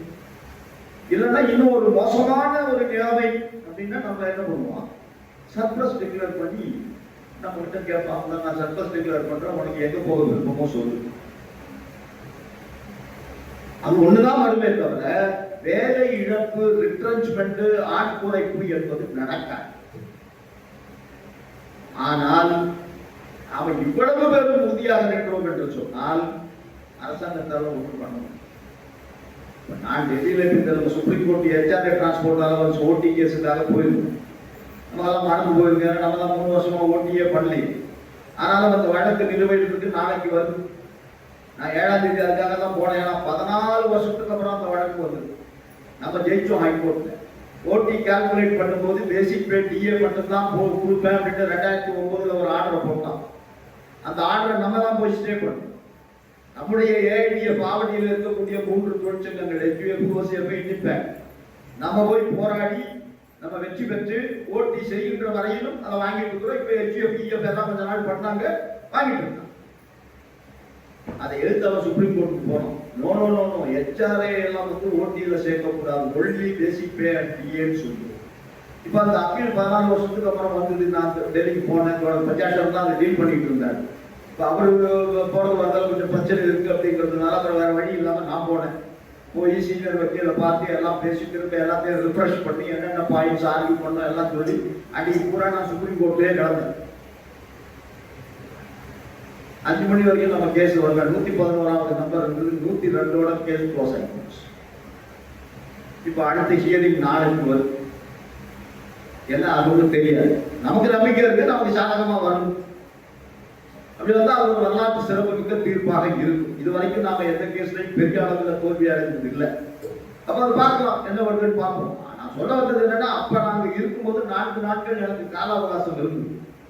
டெல்லியில அநேகமாக எல்லா அதிகாரிகளையும் சந்தித்து பேசி தனிப்பட்ட முறையில் நமக்கு பழக்கம் இருக்கிறதுனால அவர்களும் சொல்லக்கூடிய கருத்து என்னன்னு கேட்டீங்கன்னா, நீங்கள் எல்லோரும்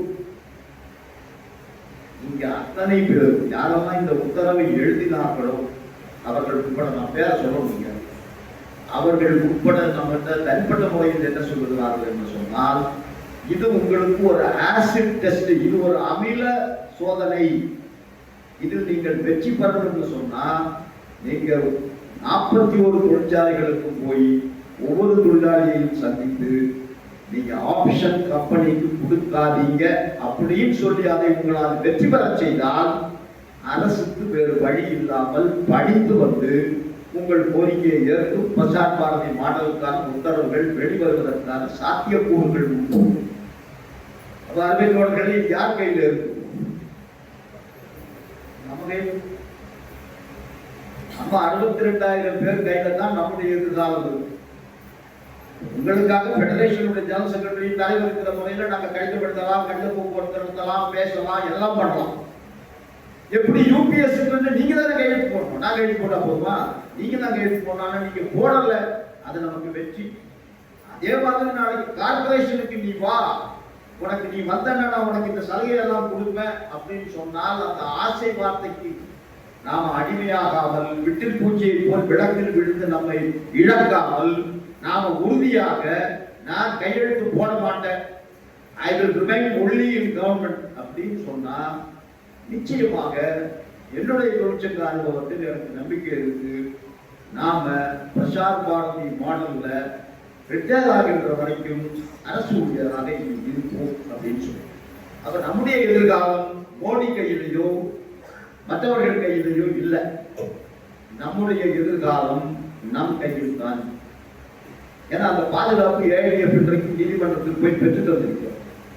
அந்த பாதுகாப்பை நாம் முழுமையாக பயன்படுத்தி கொண்டு நான் உன் கம்பெனியில சேர மாட்டேன் அப்படின்னு சொன்னா கட்டாயப்படுத்தி அங்க சேர்க்க முடியாது. நம்ம 99% ஊழியர்கள் அப்படி சேரவில்லை என்று சொன்னா, ஏன்னா அதிகாரிகளே சொல்லிட்டாங்க நாங்க யாரும் சேர மாட்டோம், அதனால நான் கோர்ட்டுக்கு போனோம். நான் பிரசார் பாரதி மாடல் கேட்டேன், எனக்கு பதிலே சொல்லலை அப்படின்னு இப்போ பதில் கொடுத்து லெட்டர் அனுப்பிச்சிட்டான். பதில் என்ன சொல்லுவோம்?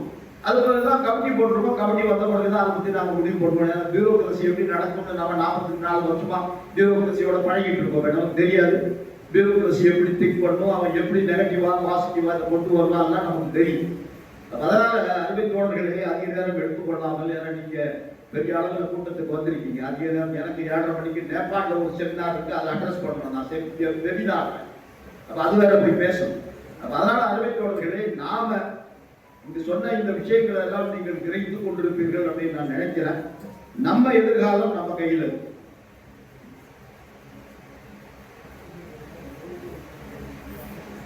ஆமாம், தொடக்கம் நீங்க சொல்லிட்டேன். தொடர்ந்து ஞாபகப்படுத்துற 2 விஷயங்கள் இருக்கு. இப்ப பிஎஸ்என்எல் என்ன பண்ணாங்கன்னு கேட்டீங்கன்னா, ஏன்னா அதுக்கு போராட்டத்தில் நான் ஒரு ஆள். பிஎஸ்என்எல் வந்து கையெழுத்து போடும்போது அவங்களுக்கு ஒரு அக்ரிமெண்ட் என்னன்னு கேட்டீங்கன்னா, இப்ப இங்கேயும் அது இருக்குல்ல, இப்ப பழைய பென்ஷன் ஸ்கீம்ல இருக்கிறவங்க ரிட்டையர் ஆகிட்டா, அங்க ரிட்டையர் ஆனா அங்க பென்ஷன் கிடைக்கும். இங்க வந்து புதுசா ஜாயின் பண்ணணும். அப்படி ஜாயின் பண்ணவங்க இப்ப மாட்டிட்டு இருக்கிறாங்க. இங்க ஒருத்தர் இருக்கார் முகர்ஜின்னு சொல்லி, அவர் அப்படிதான் வந்து ஜாயின் பண்ணிட்டார்.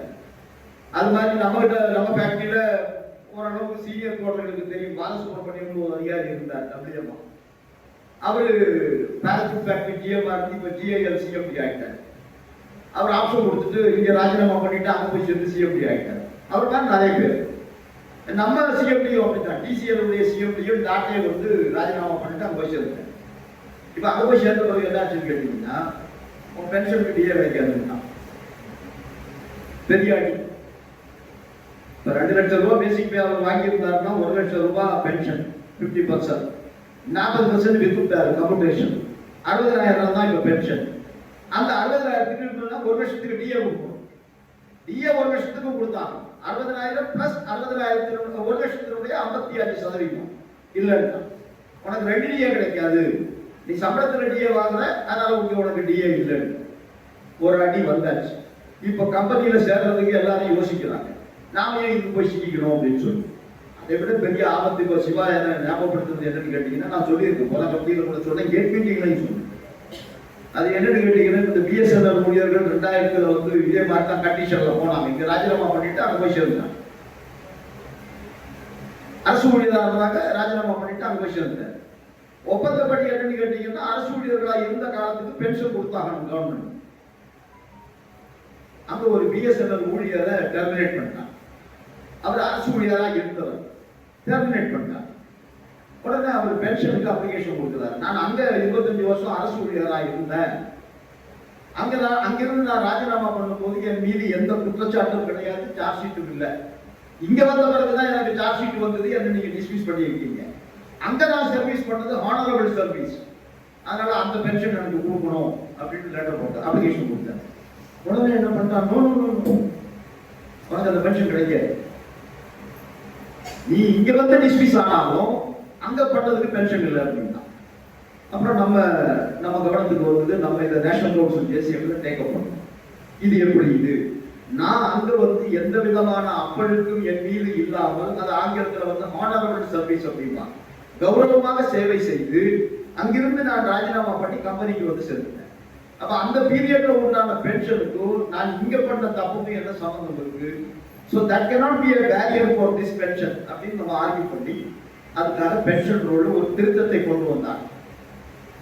அதாவது ஒரு அரசு ஊழியராக இருந்து அந்த நிறுவனம் கார்பரேஷனாக மாறி அரசு ஊழியராக இருந்தவர் பென்ஷன் ரூல் அடிப்படையில் ராஜினாமா செய்துவிட்டு கம்பெனியில் சேர்ந்து அங்கே ஏதோ ஒரு தவறு செய்து வேலையிலிருந்து நீக்கப்பட்டாலும் இங்கு அவர் செய்த அந்த ஹானரபிள் சர்வீஸுக்கு அவருக்கு பென்ஷன் கிடைக்கும் அப்படின்னு அந்த உத்தரவை பெற்று அந்த தோழரும் அதன் பிறகு யாராவது டிஸ்மிஸ் ஆயிருந்தா அவருக்கு கிடைச்சிட்டு. இப்ப நம்மளெல்லாம் கார்பரேஷன் ஆக்கின உடனே என்ன பண்ணிட்டான், யார்கிட்டையுமே பேசாம அவன் சைலண்டா ஒரு ஆர்டரை இஷ்யூ பண்ணிட்டான். இங்கிருந்து நீங்கள் ராஜினாமா பண்ணி அங்க போய் சேர்ந்து அங்க ஏதாவது ஒரு சார்ஜ் ஷீட்டை நீங்கள் வாங்கி டிஸ்மிஸ் ஆனால், டெர்மினேஷன் ஆனால் இந்த பென்ஷன் உங்களுக்கு கிடைக்காது. கிடைக்கும்னு சொன்ன ஆர்டரை வாபஸ் வாங்க. இங்க டிஸ்மிஸ் ஆனாலும் அங்க செஞ்ச வேலைக்கு பென்ஷன் கிடைக்கும்னு சொன்னதை இப்ப வாபஸ் வாங்கிட்டாங்க. அப்ப ஆபத்துகளை சுற்றி நாம வாழ்ந்துட்டு இருக்கிறோம். இந்த விஆர்எஸ், ஸ்பெஷல் விஆர்எஸ் இதெல்லாம் யாருக்கு பொருந்தும்?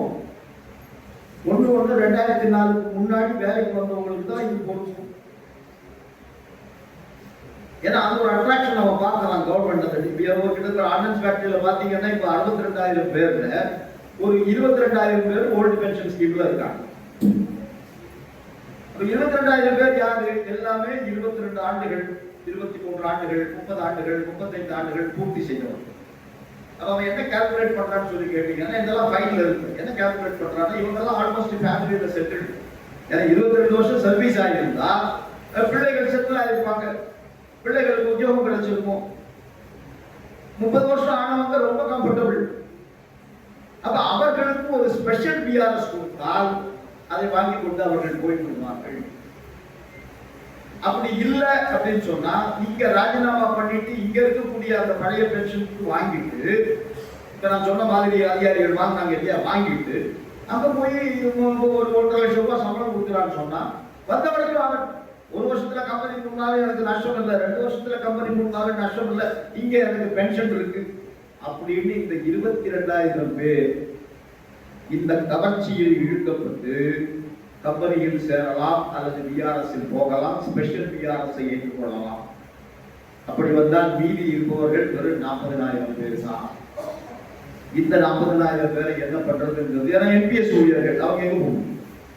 அவங்களுக்கு எந்த பிஆர்எஸ்மே வராது, அவங்களுக்கு பிஆர்எஸ் ஸ்கீமே கிடையாது. யூபிஎஸ்ல பிஆர்எஸ் இருக்கு, அதுவும் 25 வருஷத்துக்கு அப்புறம். ஆனா பிஆர்எஸ்ல போனாலும் பென்ஷன் கிடைக்காது, 60 வயசு ஆனா தான் கிடைக்கும். அப்ப இந்த மாதிரியான ஒரு சிக்கல்கள், பிரச்சனைகள் எல்லாம் இதுல இருக்கு. ஆகவே தோழர்களே, நான் சுருக்கமாக நாம என்ன முடிவு பண்ண முடியும்? என்ன வேண்டுமானாலும் வரட்டும், என்ன ஆப்ஷன் வேண்டுமானாலும் கொடுக்கட்டும், என்ன சலுகைகள் வேண்டுமானாலும் அறிவிக்கட்டும். எதை அறிவித்தாலும் என்னை மாதிரி இருக்கக்கூடிய மத்திய அரசு ஊழியர்களுக்கு என்ன கிடைக்குதோ அது எனக்கு கிடைச்சா போதும். எனக்கு அதிகம் கிடைக்க வேண்டும் என்கின்ற பேராசை எனக்கு இல்லை. I am happy with what I am getting as a government employee. அரசு ஊழியராக எனக்கு என்ன கிடைக்கிறதோ I am happy with that. ஏன்னா அது எனக்கு பாதுகாப்பு. இரண்டாவது, நாம கம்பெனிக்குள்ள போயிட்டாலே என்பிஎஸ் ஊழியர்கள் ஓபிஎஸ் கேட்க முடியுமா? என்பிஎஸ்ல இருக்கக்கூடிய இந்த ஆட்டம்ஸ் ஃபேக்டரிஸ்ல பாத்தீங்கன்னா 42,000 பேர் இருக்காங்க, ஓசிஎஃப்ல ஒரு 700 பேர் இருக்காங்க. இந்த 700 பேர் ஓசிஎஃப்ல கம்பெனியில சேர்ந்தால் ஒரு வேலை சேர மாட்டார்கள், எனக்கு முழுசா நம்பிக்கை இருக்கு. ஒரு வேலை சேர்ந்தால் ஹைபோதெட்டிக்கல் ஓல்டு பென்ஷனுக்காக போராட முடியுமா, கேட்க முடியுமா? ஏன்னா ஓல்டு பென்ஷன் என்பது it is only for central government civil employees. அதனால அந்த பென்ஷன் ரூலே என்ன? Central civil service pension rule, CCS pension rule. Central government civil சர்வீஸ்ல இருந்தா தான் அந்த பென்ஷன் எலிஜிபிள். பப்ளிக் செக்டர்ல போனா அந்த பென்ஷன் எலிஜிபிள் இல்லை. ஒருவேளை நாளைக்கு ஆட்சி மாறுதல் வந்து அல்லது மோடியே அடுத்த தேர்தலுக்கு 29ல போகின்ற போது என்னுடைய கிராஃப் ரொம்ப குறைஞ்சி போச்சு. மக்கள் மத்தியில் இந்த எலெக்ஷன் கமிஷன் விவகாரம் எல்லாம் வந்த பிறகு இமேஜ் ரொம்ப டவுன் ஆகி போயிட்டு அதை தூக்கி நிற்பதற்கு எவ்வளவோ முயற்சி செய்கிறார்கள் ஊடகங்கள் மூலமாக. ஆனால் ஒவ்வொன்றாக எக்ஸ்போஸ் ஆகுது. எலெக்ஷன் கமிஷன் என்பது எலெக்ஷன் சீட்டிங் கமிஷன். இப்போ அந்த எலெக்ஷன் சீட்டிங் கமிஷனுக்கு ஆதரவாக இன்னைக்கு அரசு நிற்குது, எக்ஸ்போஸ் ஆகும். அப்போ நிச்சயமாக 29ல ஒரு தேர்தல் வந்தால், இப்போ நீங்க அரவிந்த் கெஜ்ரிவால் வந்து ஒரு ஸ்டேட்மெண்ட் விட்டார். என்னன்னு, போகஸான ஓட்டர் லிஸ்டை வைத்துக் கொண்டு ஆட்சிக்கு வந்த பிஜேபி அரசு ராஜினாமா செய்ய வேண்டும். தில்லியில் அதே மாதிரி 50 லட்சம் வாக்காளர்கள் நீக்கப்பட்டிருக்கிறார்கள். அவர்களுடைய ஓட்டை வாங்கி ஆட்சிக்கு வந்த பிஜேபி ஆட்சியை டிஸ்மிஸ் பண்ணணும் அப்படின்னு ஒரு, அதுக்காக நான் மக்கள் இயக்கத்தை நடத்துவேன்னு சொல்லிட்டு நீங்க அரவிந்த் கெஜ்ரிவால் ரிப்போர்ட் கொடுத்து அறிக்கை வரும். அப்ப இந்த மாதிரி ஒரு சூழ்நிலைகள் வரும்பொழுது, ஒரு வேலை பழைய பென்ஷன் ஸ்கீம், நான் ஓல்டு பென்ஷன் ஸ்கீம் கொண்டு வர்றேன் அப்படிங்கிற ஒரு அறிவிப்பு மோடி அறிவித்தாலோ, அல்லது மோடி ஆட்சியை விட்டு போய் வேறு யாராவது ஆட்சிக்கு வந்து பழைய பென்ஷன் திட்டம் கொண்டு வந்தால் பப்ளிக் செக்டர்ல போறவங்களுக்கு அது கிடைக்குமா? டிசிஎல்ல ஜாயின் பண்ணா, ஏவிஎல்ல ஜாயின் பண்ணா அது கிடைக்குமா? கிடைக்க. நாம் அரசு ஊழியர்களாக இருந்தால் தான் அந்த ஒரு ரைட் கூட நமக்கு. அப்ப எப்படி சுற்றி வளைத்து பார்த்தாலும், எந்த விதத்தில் அரசு ஆராய்ந்து பார்த்தாலும், நாம் யாரும் இந்த கம்பெனிகளுக்கு போவோம். ஏஐடிஎஃப் தெளிவாக நேற்றைய தினம் இஷ்யூ பண்ண வாங்க புல்லட்டின்ல தெளிவான மெசேஜ் ஹிந்திலையும் கொடுத்தாச்சு, இங்கிலீஷ்லையும் கொடுத்தாச்சு. நம்முடைய தொழிற்சங்கங்கள் எப்படி யூபிஎஸ்க்கு எதிராக நின்று போராடி தொழிலாளர்களை புரிய வைத்ததோ, அதே மாதிரி நாம் தூங்காமல் களைப்படையாமல் விழிப்பாக இருந்து இன்றைக்கு இருக்கக்கூடிய 62,000 ஊழியர்களும் ஒருவர் கூட கம்பெனி ஊழியராக மாறுவதற்கு ஆப்ஷன் கொடுக்காமல் நான் ரிட்டையர் ஆகின்ற வரையில் அரசு ஊழியராகவே இருப்பேன் அப்படிங்கிற ஒரு நிலைப்பாடு எடுத்தோம் என்று சொன்னால் எந்த அரசாங்கத்தாலும் நம்மை ஒன்றும் செய்ய முடியாது. அப்போ ஆகவே அருமைத்தோழர்களே, இந்த கூட்டத்தினுடைய சாராம்சம் என்பது அதுதான். இவ்வளவு ஆபத்துகள், இவ்வளவு நெருக்கடிகள், இவ்வளவு சோதனைகள் எல்லாமே நமக்கு இருக்கு. இந்த அரசு அப்படிப்பட்ட அரசு. ஆனால் அதை கண்டு நாம துவண்டு போய்விடாமல், புறமுதுகிட்டு ஓடாமல், அதை எதிர்த்து நின்று நாம் துணிச்சலோடு நின்று போராடினால் நிச்சயமா நம்முடைய தொழிற்சாலையும் இன்னும் 100 ஆண்டுகளுக்கு மேல் இருக்கும். நாமும் அரசு ஊழியராக ரிட்டையர் ஆகும். இதான் செய்தி தொடர்களே. இவ்வளவு நேரம் பொறுமையாக இருந்து இந்த கூட்டத்தை சிறப்பித்து தந்தவர்கள் அத்தனை பேருக்கும் நம்முடைய சங்கத்தின் சார்பில் நெஞ்சார்ந்த நன்றியை தெரிவித்துக் கொள்கிறோம். நன்றி.